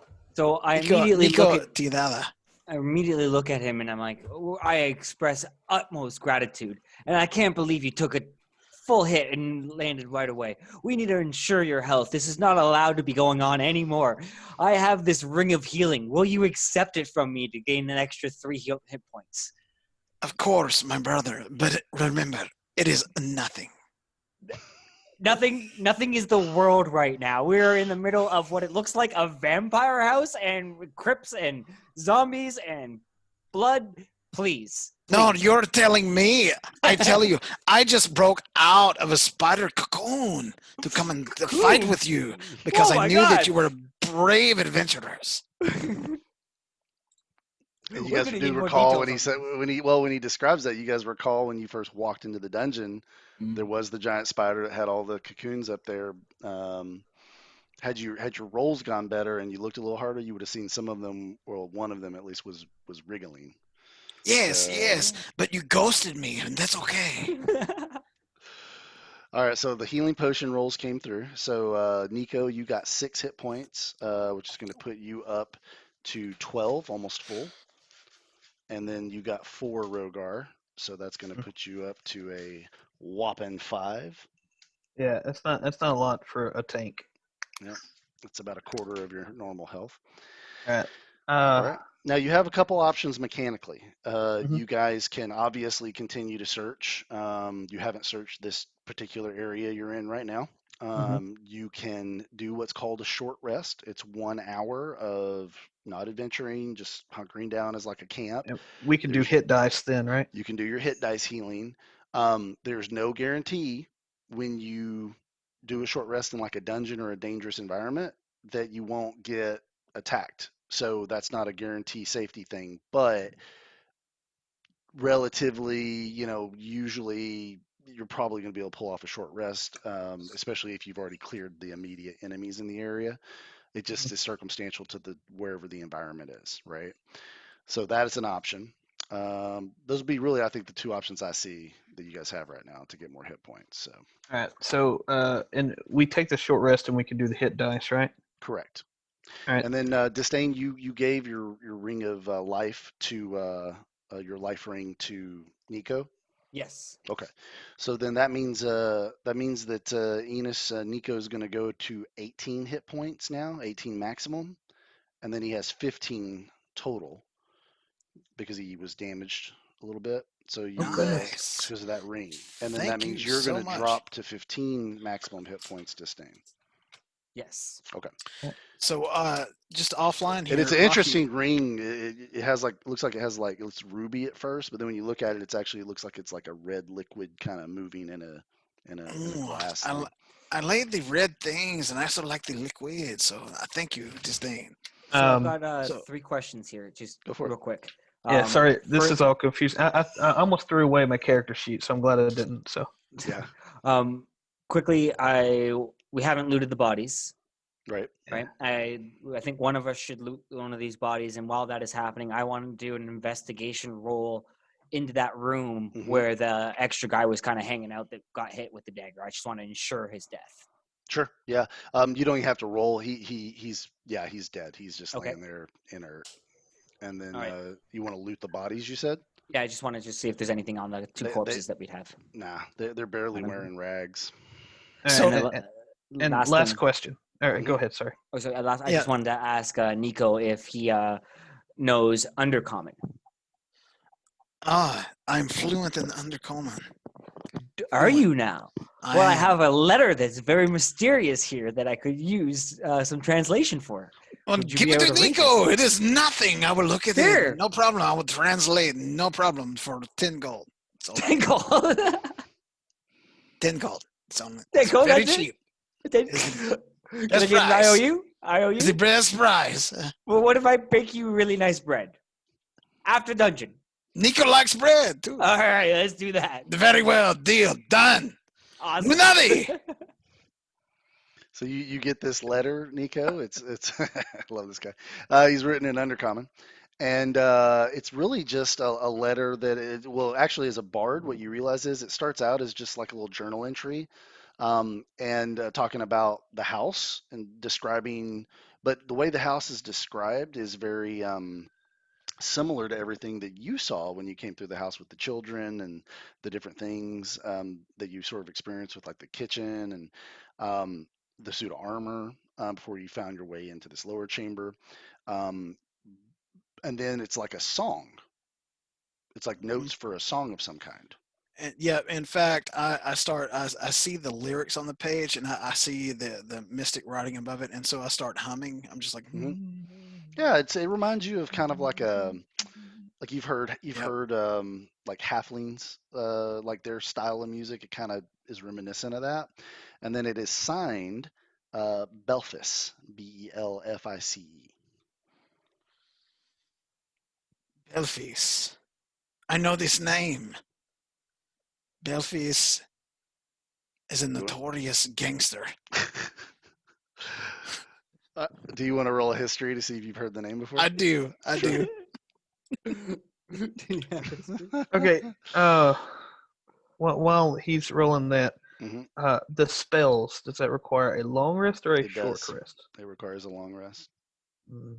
So I can add a +1 to my history because my proficiency. I don't have it, but I can add a +1 to it because my So the proficiency sheet, check is correct, a but +2. the sheet does that for you already. So that means that you are looking at a +2 total, but you're not proficient in it, so you're going to roll at disadvantage. Okay, so I rolled two 1d20s. Correct. Okay. Take the lower of the two. So we got a 17, which is good, and 11. Okay, so 13. Um, man, you've never heard of her. Okay. Her. Him. Her. Okay. Sorry, him, her. Okay. Oh. I think she comes off as a gangster. If I had to guess, she would be a gangster.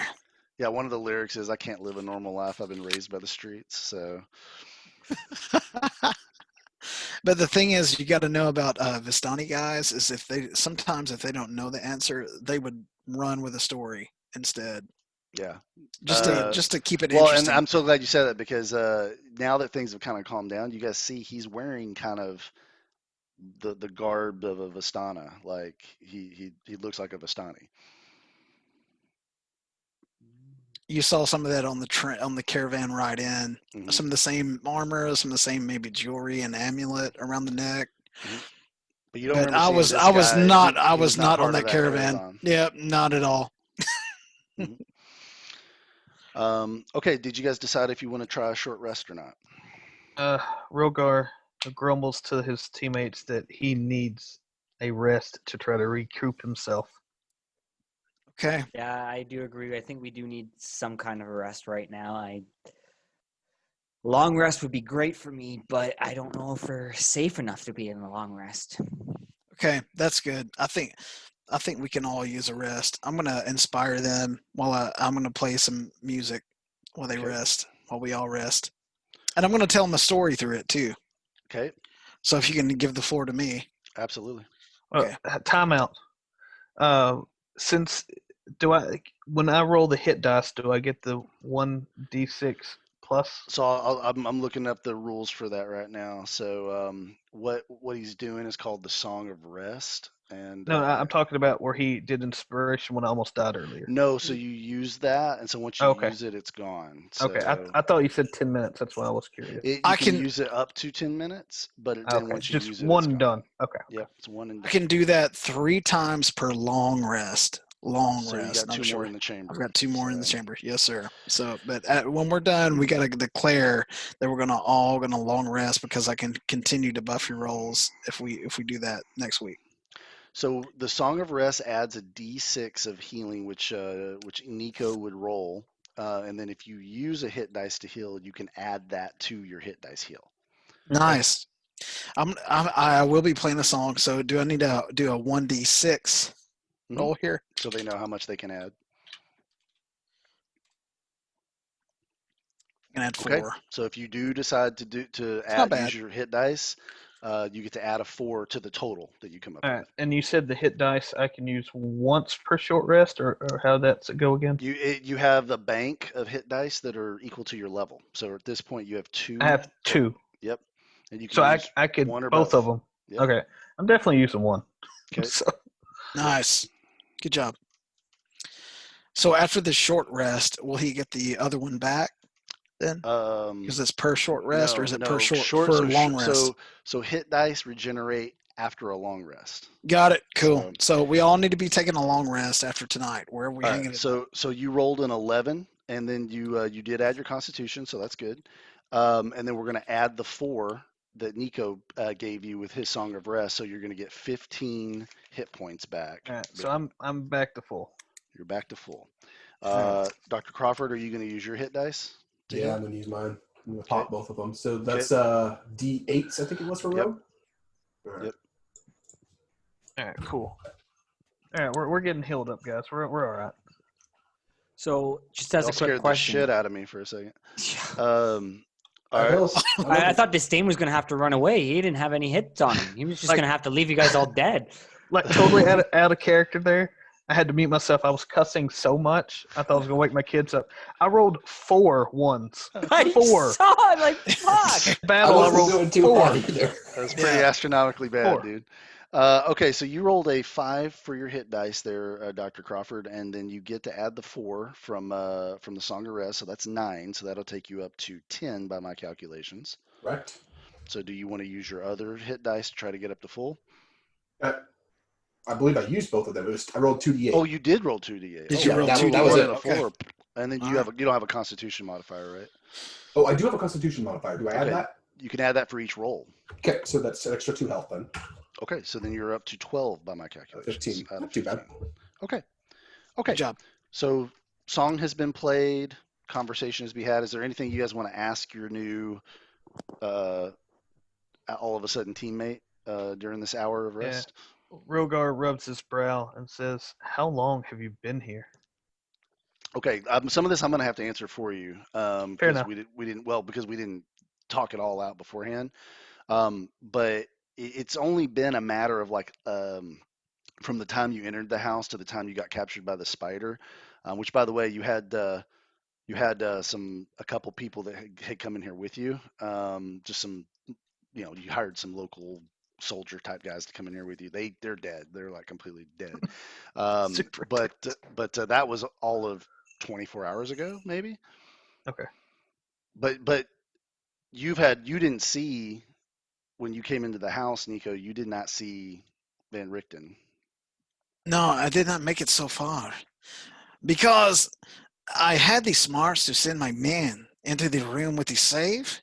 It was a big fire, but there are many wolves inside, and I knew to stay in the hallway. I had the how do you say, intelligence to stay outside while my fighting men went inside. They were attacked and murdered by the wolves, and they were terrible. The wolf did not smell me. He did not hear me. I just poked it out it alone. It's all good, right? So they say. So I continued upstairs and across the salt room. I looked over there. I say, "What is that?" I say, "Never mind." So I go downstairs. I just walking through the hallway, and then all of a sudden, bam, boom. It seems like forever, right? He rapping me forever. He never bite me. He never touch me. He just say, "I save you for later." And I'm like, "Oh, what is that?" It's so ominous, right? So I just stay there. I chill in my own thoughts, lost in them. It's okay. That's awesome. Inspiration, buddy. That's great. Thanks, buddy. Thanks. Okay, so an hour passes. You guys have healed up as best you can. You're not accosted by anything else. And what do you want to do now? I think I want to pick up the +1 sword again. Okay. It doesn't do anything when you pick it up. All right. Good. Weezen, you have the deed and the sword now, right? Yes, sir. Okay, cool. So man, that's weird that it like flew out of your hand when you had the focus of it. So we think it was the focus. Maybe it wasn't the As focus. soon as he rolled a 1, it jumped out of his hand. Yeah. Interesting. Well, I think we weathered the storm. We at least need to check this room out. Okay. So So I say who- let's go room by room, guys, because we don't know what's in there. just give me one investigation roll, and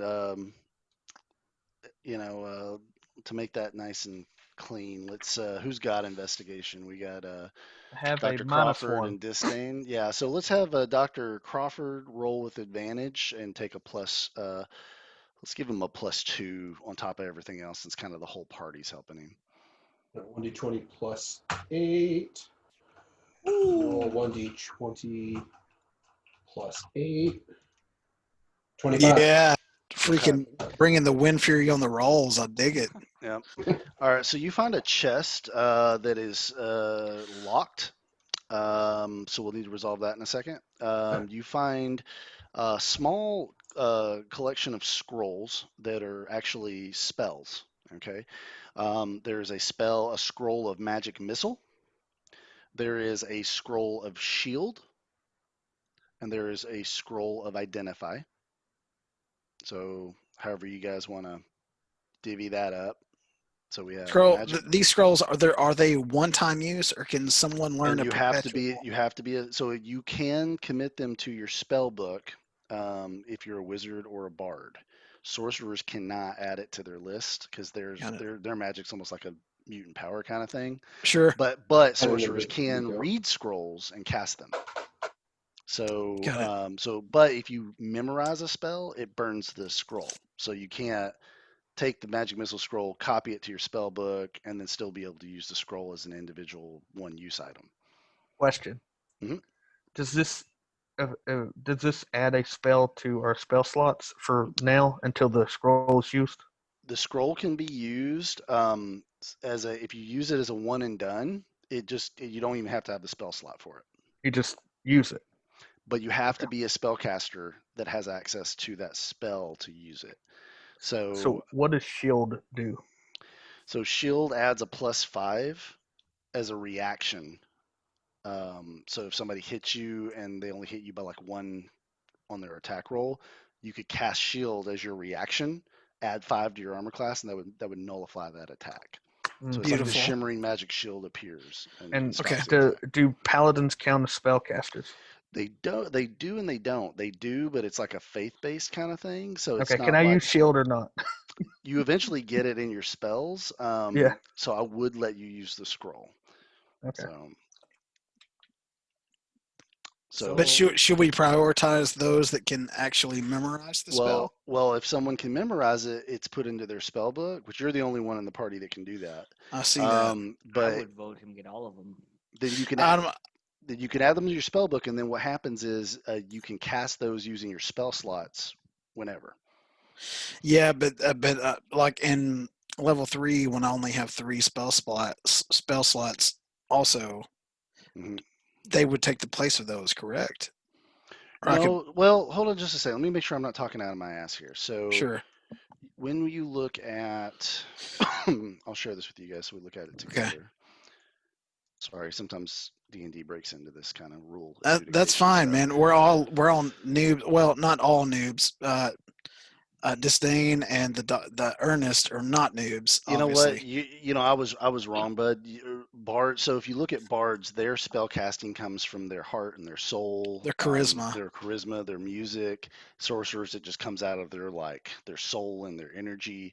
Wizards are the only ones that can copy spells into a spell Got book. it. Cool. So it was the opposite. So these Cool. are basically, for all intents and purposes, one-time use things for you guys. Got it. Okay. All right, Well, last question. I promise. Well, keep them coming. That's fine. We're So, learning D&D you're- too. We're not just playing the adventures. I'm learning a little bit as we go too, so it's All good. right, so if I take the shield, right, Mhm. since I'm tanking, poorly done lately, but since I'm tanking, I can cast it myself so I don't die. But also, could I cast it on someone else No. in that same? No. No, Okay. I have shield, and I already asked that question.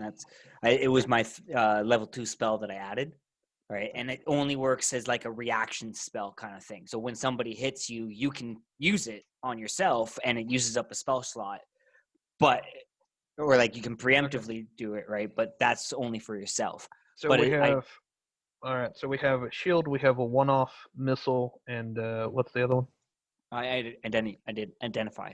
Identify. Okay. Oh, they identify to the doctor. You Agreed. take the shield, Weezin, and Dylan, Disdain, you take the missile. Yeah. No, you take the missile. I already have missile. You already have it. Okay, Yeah, I'll take the I missile. have missile Absolutely. and shield myself, so I don't need. Okay. So That this sounds thing, good. tell me, this magic missile, does it bring the house down or what? Oh, it brings a lot of house down. Oh, give me the scroll. I must know this magic missile. So yeah, so you guys find that. You have that chest that's locked as well. The chest. Yep, we got All a right, lock. It's like a small locked chest. You could even put it in a bag if you wanted to. And but and it's- that's it in this room. that's a value. Okay. There's like little Okay. knick-knacky stuff and rotted. I'm gonna food take a and look stuff, at that but chest then. Can I check it for traps before I begin to pick the lock on it? Certainly can. Yeah, give me an investigation. Okay.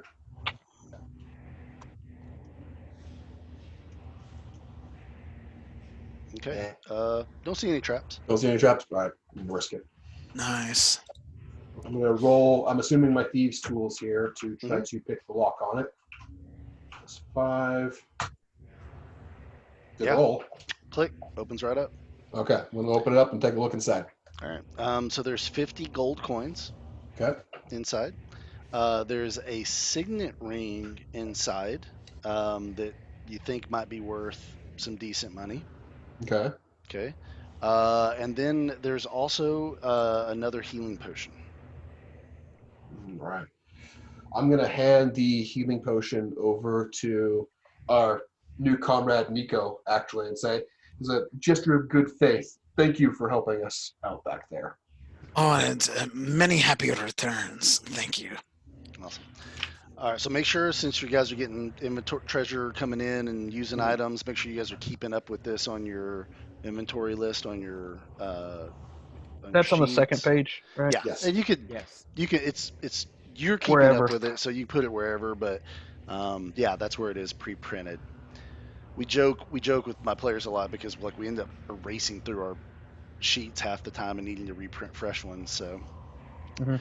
okay, so you guys have now sort of successfully cleaned that room. The hallway that thing went down actually curves, which I was going to have Nico in that next hallway, as you can see. But he heard the battle and came running. So this is Nico a little bit more up close there, what he looks like. And then you guys are back in that statue room, and you know in the next hallway. By the way, Baron's body is gone now. There's like some blood smears on the ground, but he's gone. And then in the next room, there's a hallway that goes into the next room. The That chanting, right? the chanting's getting louder and louder as you get closer to that hallway.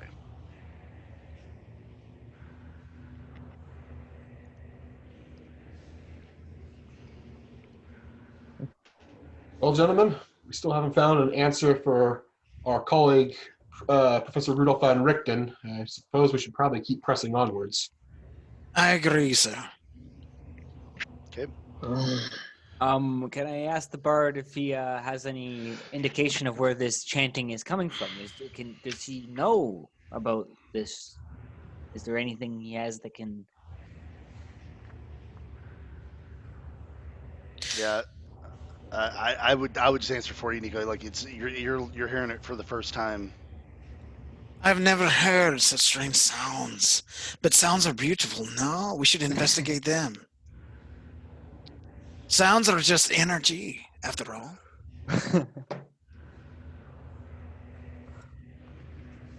Then let's go. Let's do it. Let's get it. Yes. So you guys press on, and you go further down this stairwell, and the stairwell it sort of empties out into what's not really a constructed chamber anymore, as much as there's still construction, right? So if Baron was here, he'd probably be rolling some masonry rolls. But it's actually more a big giant chamber with about ankle deep water, and there is what looks to be a raised altar of some kind in the center of the room. And the chanting is really loud here. It's so loud, in fact, you can hear what's being chanted over and over and over at different volumes and tempos, male and female. You hear the phrase being chanted over and over. He is the ancient. He is the land. Just sort of over and over. He is the ancient. He is the land. On the very far side of the chamber is a very dark corridor that seems to have some type of metallic grate over it.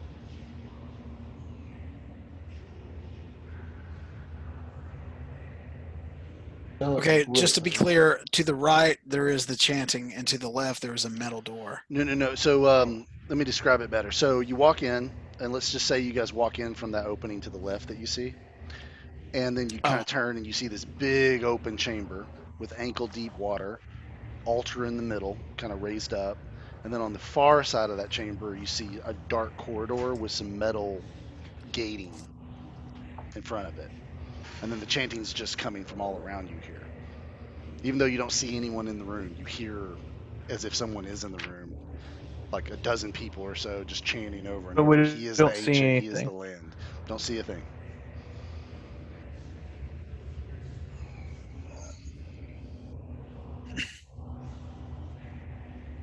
Okay, so I'm going to take my grappling hook and my acrobatics. I want to see if I can get closer to another chamber through the ceiling. You want to try to grapple up into the ceiling? Grapple up into the ceiling, look around, see if I can get a closer look at where the chanting is coming from. So you spend a couple minutes like looking for how you might do that, and the challenge with that is you might be able to do it, but it would probably take you several hours to carefully climb up, get in the roof, like basically rock climb your way Got it. horizontally across Okay. the ceiling. So the You could surfaces walk are straight. smooth. You could walk straight to it. You'd have to pass by the altar, or you could Okay. walk around the altar to go look at that other chamber. But Okay. Okay. I'm sorry, brothers. I cannot tell where that chanting is coming from.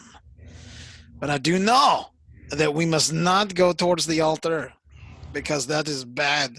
We should look at the gate. See if we can pop it open before whatever they're summoning has a chance to manifest itself in this realm. I'm willing to trust him for now. He's just saved our lives, so I'll do as he says. so you want to kind of circumvent the edges of the chamber and go around to where the thing is. Okay. So you guys go around this chamber, and give me a second. I gotta load this up, right?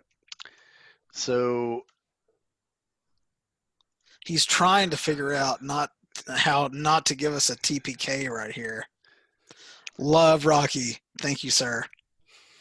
you guys walk around the altar, and when you get to that chamber, there is a gate in front of it. So like right now, just pretend like you're looking through the gate, and this is what you see beyond. And you see that there's sort of a tunnel that's been constructed. It almost looks like like they built it into the wall to house something. And in the darkness, you hear something slithering. And if you wanted to put some light through, you might be able to see what's at the end. Put my torch through a little bit to see better. All right. So when you put your torch through, when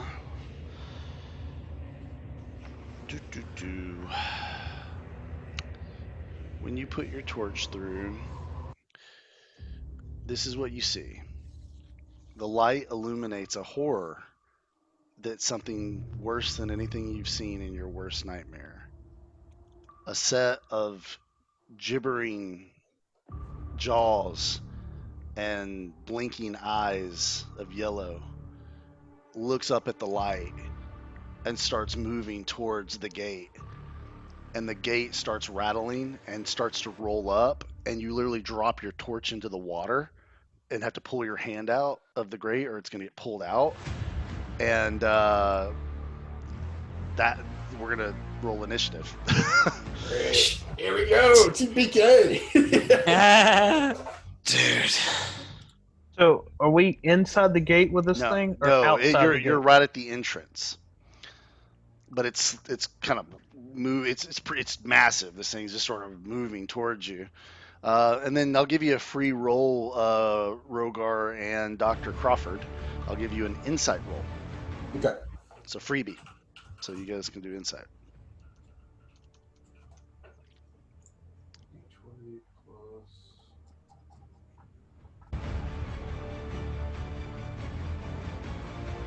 Okay. Got 16 for Rogar Plus 4. and an 8 for Dr. Crawford. Okay, so Rogar, it occurs to you that the children talked about a monster that's underneath the house that won't let them sleep. You know the cult that lived here had some reverence for a creature called Lorgoth. Your insight roll puts together this might be Lorgoth. This might be the monster. Okay, let's do some initiative stuff. So we've got some rolls on the board.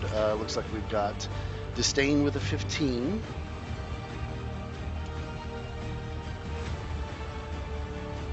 Okay. We've got Rogar with a 7. All right, we need more initiative, gentlemen. Or did you already roll? I already rolled. Nico rolled a 10. Rolled a 10. Right. Yep. And Dr. Crawford, what's yours? An 8? 18. 18. 18. Nice. Very good. All right. Lorgoth the Destroyer. Shit. Wait, that's I his hate name? that. I hate that. I really hate his name already. We gotta kill him. Rocky, I don't see my cantrips. It should be right there at the top of your spell list. On the second to last page. Or... Luckily, he is a slow guy, so he gets a -1 to his initiative, but that's still a high roll, so he's got a 13. Lorgoth. Okay. Dr. Crawford, you are first in the order, my friend. All right. So it's coming at us through the corridor. I'm gonna back out of the corridor since I just dropped my torch, and I'm gonna hide along the side of the wall there. Once it comes out, I'm gonna see if I can flank it. Okay. I'll give you a free one on that one. So you just hide. You're out of its vision, so you're right there around the edge. Waiting for it to Okay. move into a good spot. All right, Disdain. Alright. I think at this point, I'm gonna go and see how flammable this guy is.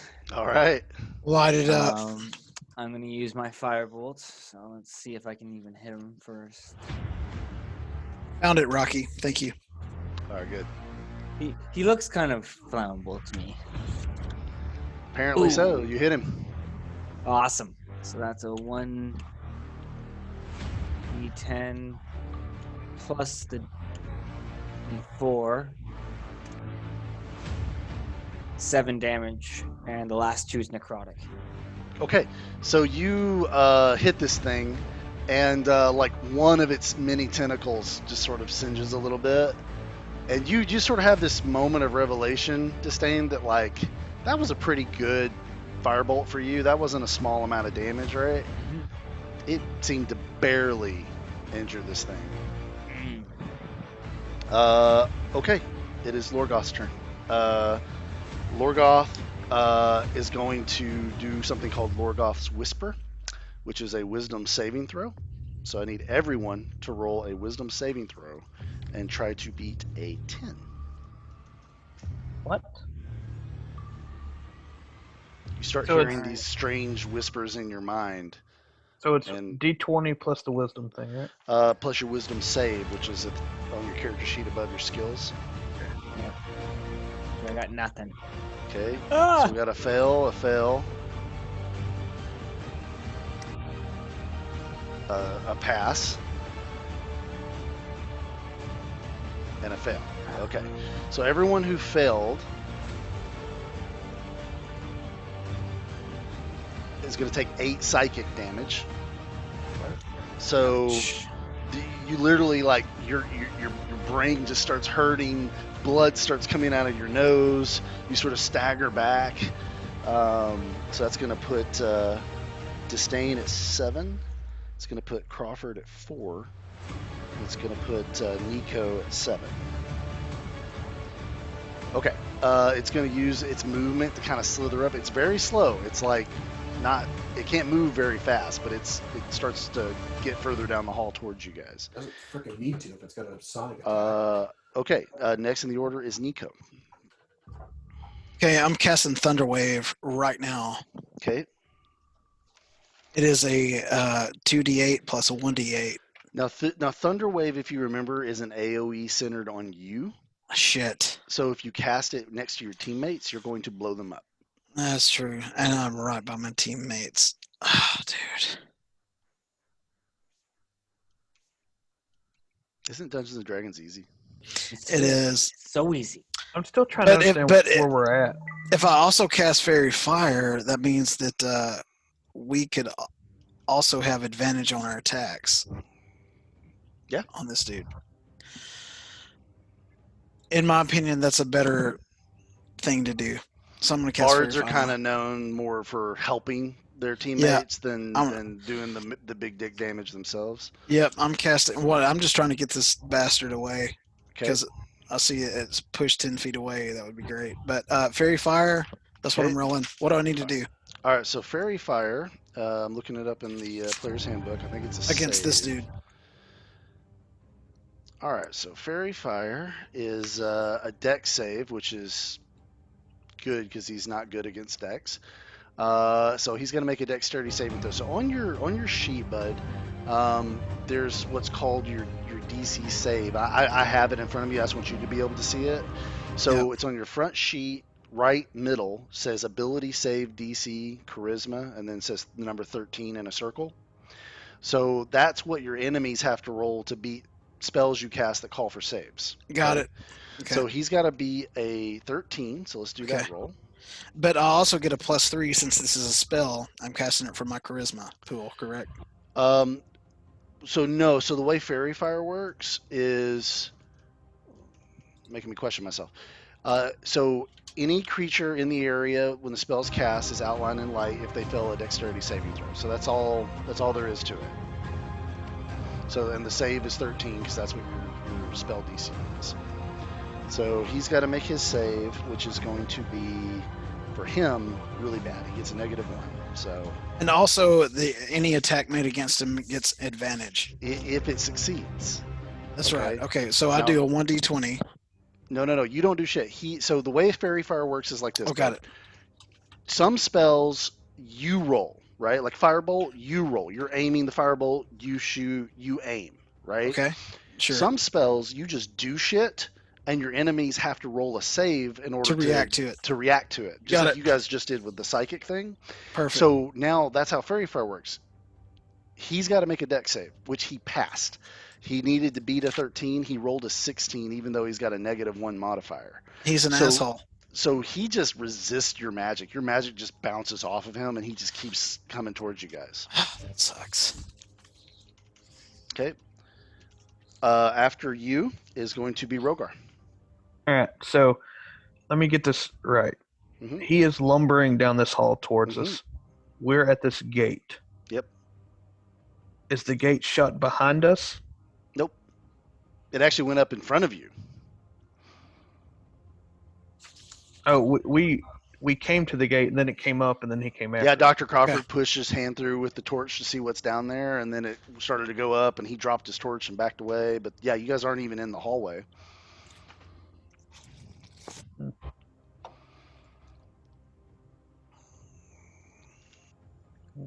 How far away is this guy? He's probably about 30 feet. So you could move to him if you wanted to. But he's moving at about 20 feet around. So.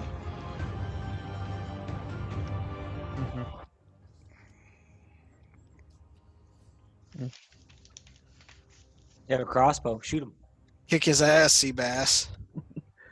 Well, I know that the sorcerer's attack did nothing to it. It damaged him. So it did damage him? It damaged him, but it compared to how much damage it looked like he could absorb, it just it'd So be like he's you. got. He's Yeah, got he's a a- deep health pool. So he's a Basically. raid boss. Okay. Yeah, so we need to be tactical in this regard. So I'd say keep distance and let's keep chunking them as much as we can. Okay. Alright. I believe I have the crossbow with the silver bullets. Silver bullets. You got 5 of them. Ooh. I'm gonna shoot him with a silver bullet. 'Kay. So what is my his thing armor. for that? So basically, his armor class is a 15, and so you, my friend, have. I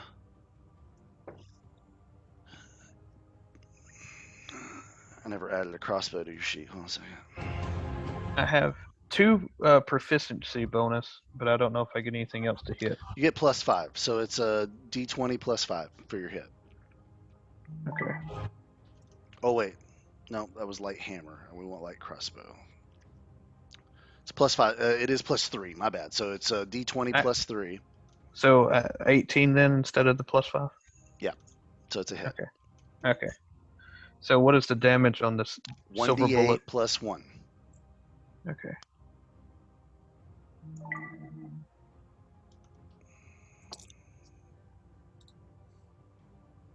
Yeah.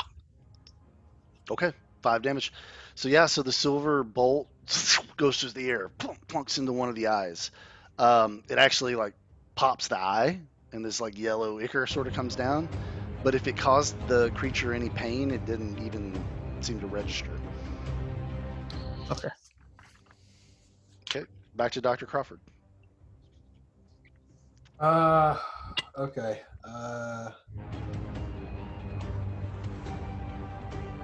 I'm actually because it's got that sonic attack or whatever it was, that thing that we all took Psychic. a bunch of damage. Mhm. Yeah. I'm not sure that me being near that is going to be a good idea. I'd probably go down if I took another one of those hits again. I'm going to run up to the altar and see if there's anything we can use up there. Okay. So when you run up to the altar, all of a sudden around the altar, these ethereal figures in robes appear, and they're all chanting, "He is the ancient, he is the land." And then one pulls its robe back, and you recognize Gustav Durst. And he says, "A life to feed Lorgoth. Place it upon the altar and satisfy the Great One." And then they all fade away, but the chanting still continues. A life, he said. Yep. And right at that moment, you guys, because you got Dr. Crawford kind of running up there and doing that, and then Dr. Crawford, you saw most of that, but they didn't, right? Right at that moment, a man comes around the corner of the entrance of the room, and he's holding a symbol out in front of him. It's Dr. Professor Van Richten. Yes. And he's speaking in a very authoritative voice. And he's speaking in, it's not even a language you recognize, Dr. Crawford. But for some reason, you know what it means. All of you know what it means. He's saying, back, creature. And you watch as Lorgoth stops and literally sort of undulates backwards a little bit. And Van Richten charges right up to where you are, Dr. Crawford. But as soon as he gets to you, he collapses down to his knees and starts coughing. And when he looks up at you, he has blood coming, like literally kind of dribbling down his mouth, and he wipes it away. And he says, "Come to me, everyone. Gather now." I do as he says. Yeah, Nico I sprints like back, and he hears it. Nico sprints back, grabs his timbrel. And Nico, when he sees you, he actually smiles really big for some reason. I smile back at him. He says, "My friends, the creature will not be held back by anything other than sacrifice." I tell him, This, good. I tell him, the miles will not end here, brother. I will usher you into the new realm. He puts a hand kind of on your shoulder and smiles and says, It is not an accident that I met all of you, or you met me. We are brothers in something. We are brothers against the Devil's Strahd. You must do what I could not complete. You must stop him. You must save the world from this evil. And he sort of like collapses a little bit onto the altar. He says, Dr. Crawford, I have a final favor to ask of you, my friend. Name it. He pulls up his hand, and you notice that he has two identical rings on his hand, one on his wedding finger and one on his index finger, right? And he pulls one off his index finger, and he hands it to you. And he says, if in your travels you ever find a very good friend of mine named Rictavio, give that to him, and he will know that you are a friend of those that stand against the darkness. Understood. And they take the ring. And he starts kind of coughing again, and he says, tell him she found her peace.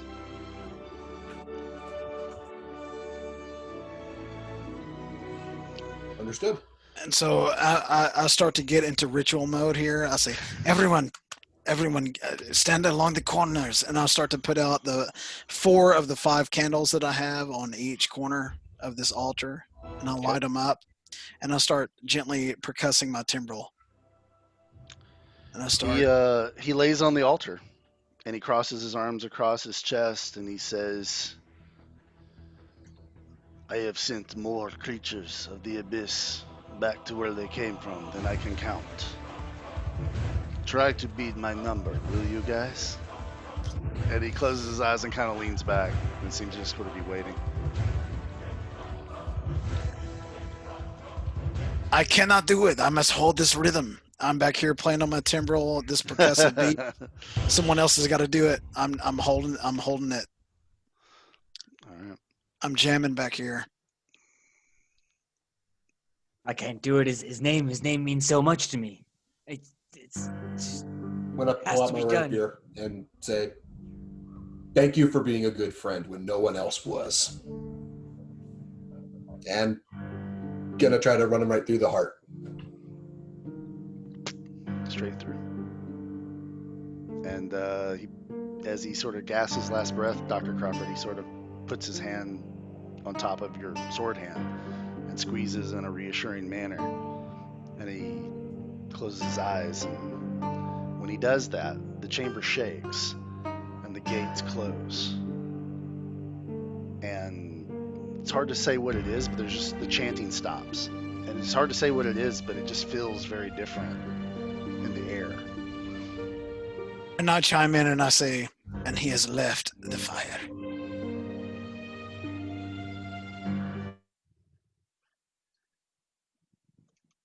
God, that's heavy. Yeah. That's heavy. That is heavy. So heavy. I need a minute. Indeed, guys. Dude, okay, so Chestnut died. okay, there's never going to be a Christmas time in the future that I'm not going to think of Rudolph Van Richten, dude. Like my kids are singing the Red-Nosed Reindeer, I'm thinking Rudolph Van Richten. I'm just like, you shut up! You shut up! You don't know what you're talking about. He's family. So I'm going to do what's called a cinematic moment. This is where I sort of take control of everything and just walk you guys through sort of the next thing, right? Okay. I'll do that a lot for Villainous Monologue too, by the way, so you guys don't like shoot the bad guy in the face while he's in the middle of his speech. No, that's when you attack. That's 100%, Exactly, and that's 100% going to happen. And that's one of the first rules I lay down as DM is like, when I'm in cinematic mode, you don't shoot my villain in the face. You listen. So no speech, but what happens is the gate closes, and Which gate? The gate that Lorgoth was behind. Okay. Thank God.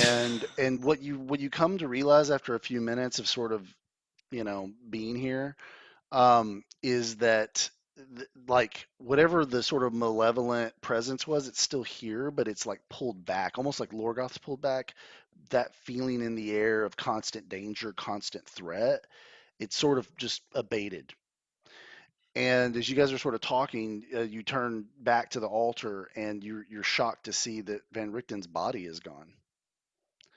And after a while, you guys are like, well, what else can we do? You start to make your way back out. And as you leave, everything's different. That statue that you saw with the orb, it's just a crumbled mess on the ground. Everything is covered and caked in thick dust. It looks like no one's been here for hundreds of years.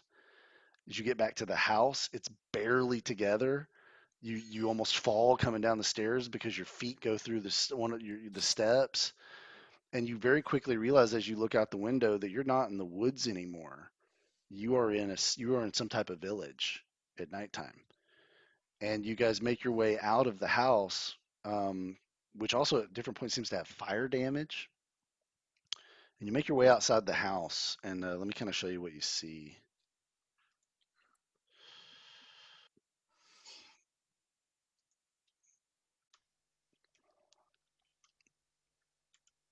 You kind of see the house from outside, and the house Ooh. is run down and beat up, and looks like it's been abandoned for a very long time. And this means that you guys have uh, escaped the house basically in one piece. And as you turn around, though, you see you are no longer in the forest. You are in a village, and there is a staggering castle above you on a cliff that overlooks this village. And that represents the end of Death House and the beginning of Curse of Strahd. So, Yeah. congratulations, gentlemen. So, so you guys are all going to progress to level 3. Woo! So we can all level up. But before we do that, you guys want to take a little break or something? Yeah, Yeah, we'll I take need a a bio moment. for sure. Okay. Yeah. So let's take 5 and we'll come back. We'll level you guys up. I got the victory blunt going on. Yeah, There you Zoc go. killed Rudolph, dude. I'll never I forgive him tried to for kill one that. of the only friends I ever had. You call that a victory? You killed him. Man, there could have been another way. You just killed him. All right, I'll be right back. Okay, sounds good. Okay. So that was eventful. Indeed. All right. I feel that's going to So come back to haunt me somehow, but all That right. house only took one. yeah, only one, right? Yeah. Only one. And that ain't bad. Very close to 3. Could have been. Rudolph Victor, and what was that other guy? We got pretty close there. Okay, so let's knock out Rogar's first. So Rogar, I got your character sheet here in front of us, and let's see. You're gonna go to level 3 now. So do you want to stay 3 levels in Paladin, or are you gonna multi-class? Pally time. Love it. So let's apply that. I think that's gonna get you some more spells and stuff. So Oh, yeah. let's update your spell sheet. Captain America's shield, baby. Okay. I wish I could throw it. That'd be awesome. Yeah, that'd be badass. Well, 5th edition doesn't have it, but I think I didn't play 4th edition, but I think they had for melee classes, it was a lot more of a combat-oriented version of the game, and so I think they had that. So for the melee, so I've got to stop. Hold on just a second, guys. Yeah, during my research for this game, dude, like the founders were born in like the 1940s, man. Dude, total studs. I love it. Yeah, it's great. I mean, Just and you think ancient about nerds. and you think about how in the 80s everyone thought it was Satan worship and stuff. And Yeah, dude. it like I had my friend's dad because we were playing when I was like 12, and he found out we were playing together, and he like spanked his son and like banned him from ever playing with me ever again, banned me from coming over to the house, and we're like we're just trying to be hobbits, like we're Yeah, dude. we're not Here's the worshiping thing, the devil. dude. I can remember as a kid, I came across some D&D like tokens and maps and stuff. Mhm. Dude, I'm the baby of the family, so there's 13 years between me and my oldest brother. Mhm. 10 years between me and the middle brother. Wow. I'm the super baby. I'm the mistake. But dude, they were into that. The Dude, surprise. yeah. I'm just like, y'all nerds. That's funny. Freaking nerds. All right. So every time we level up, I have 1,000 questions. So Yeah, so I'm going that's to good. pause recording, and then we'll level up, and then I'll resume the recording, just so we don't have to make everybody who wants to watch this go through the level up thing.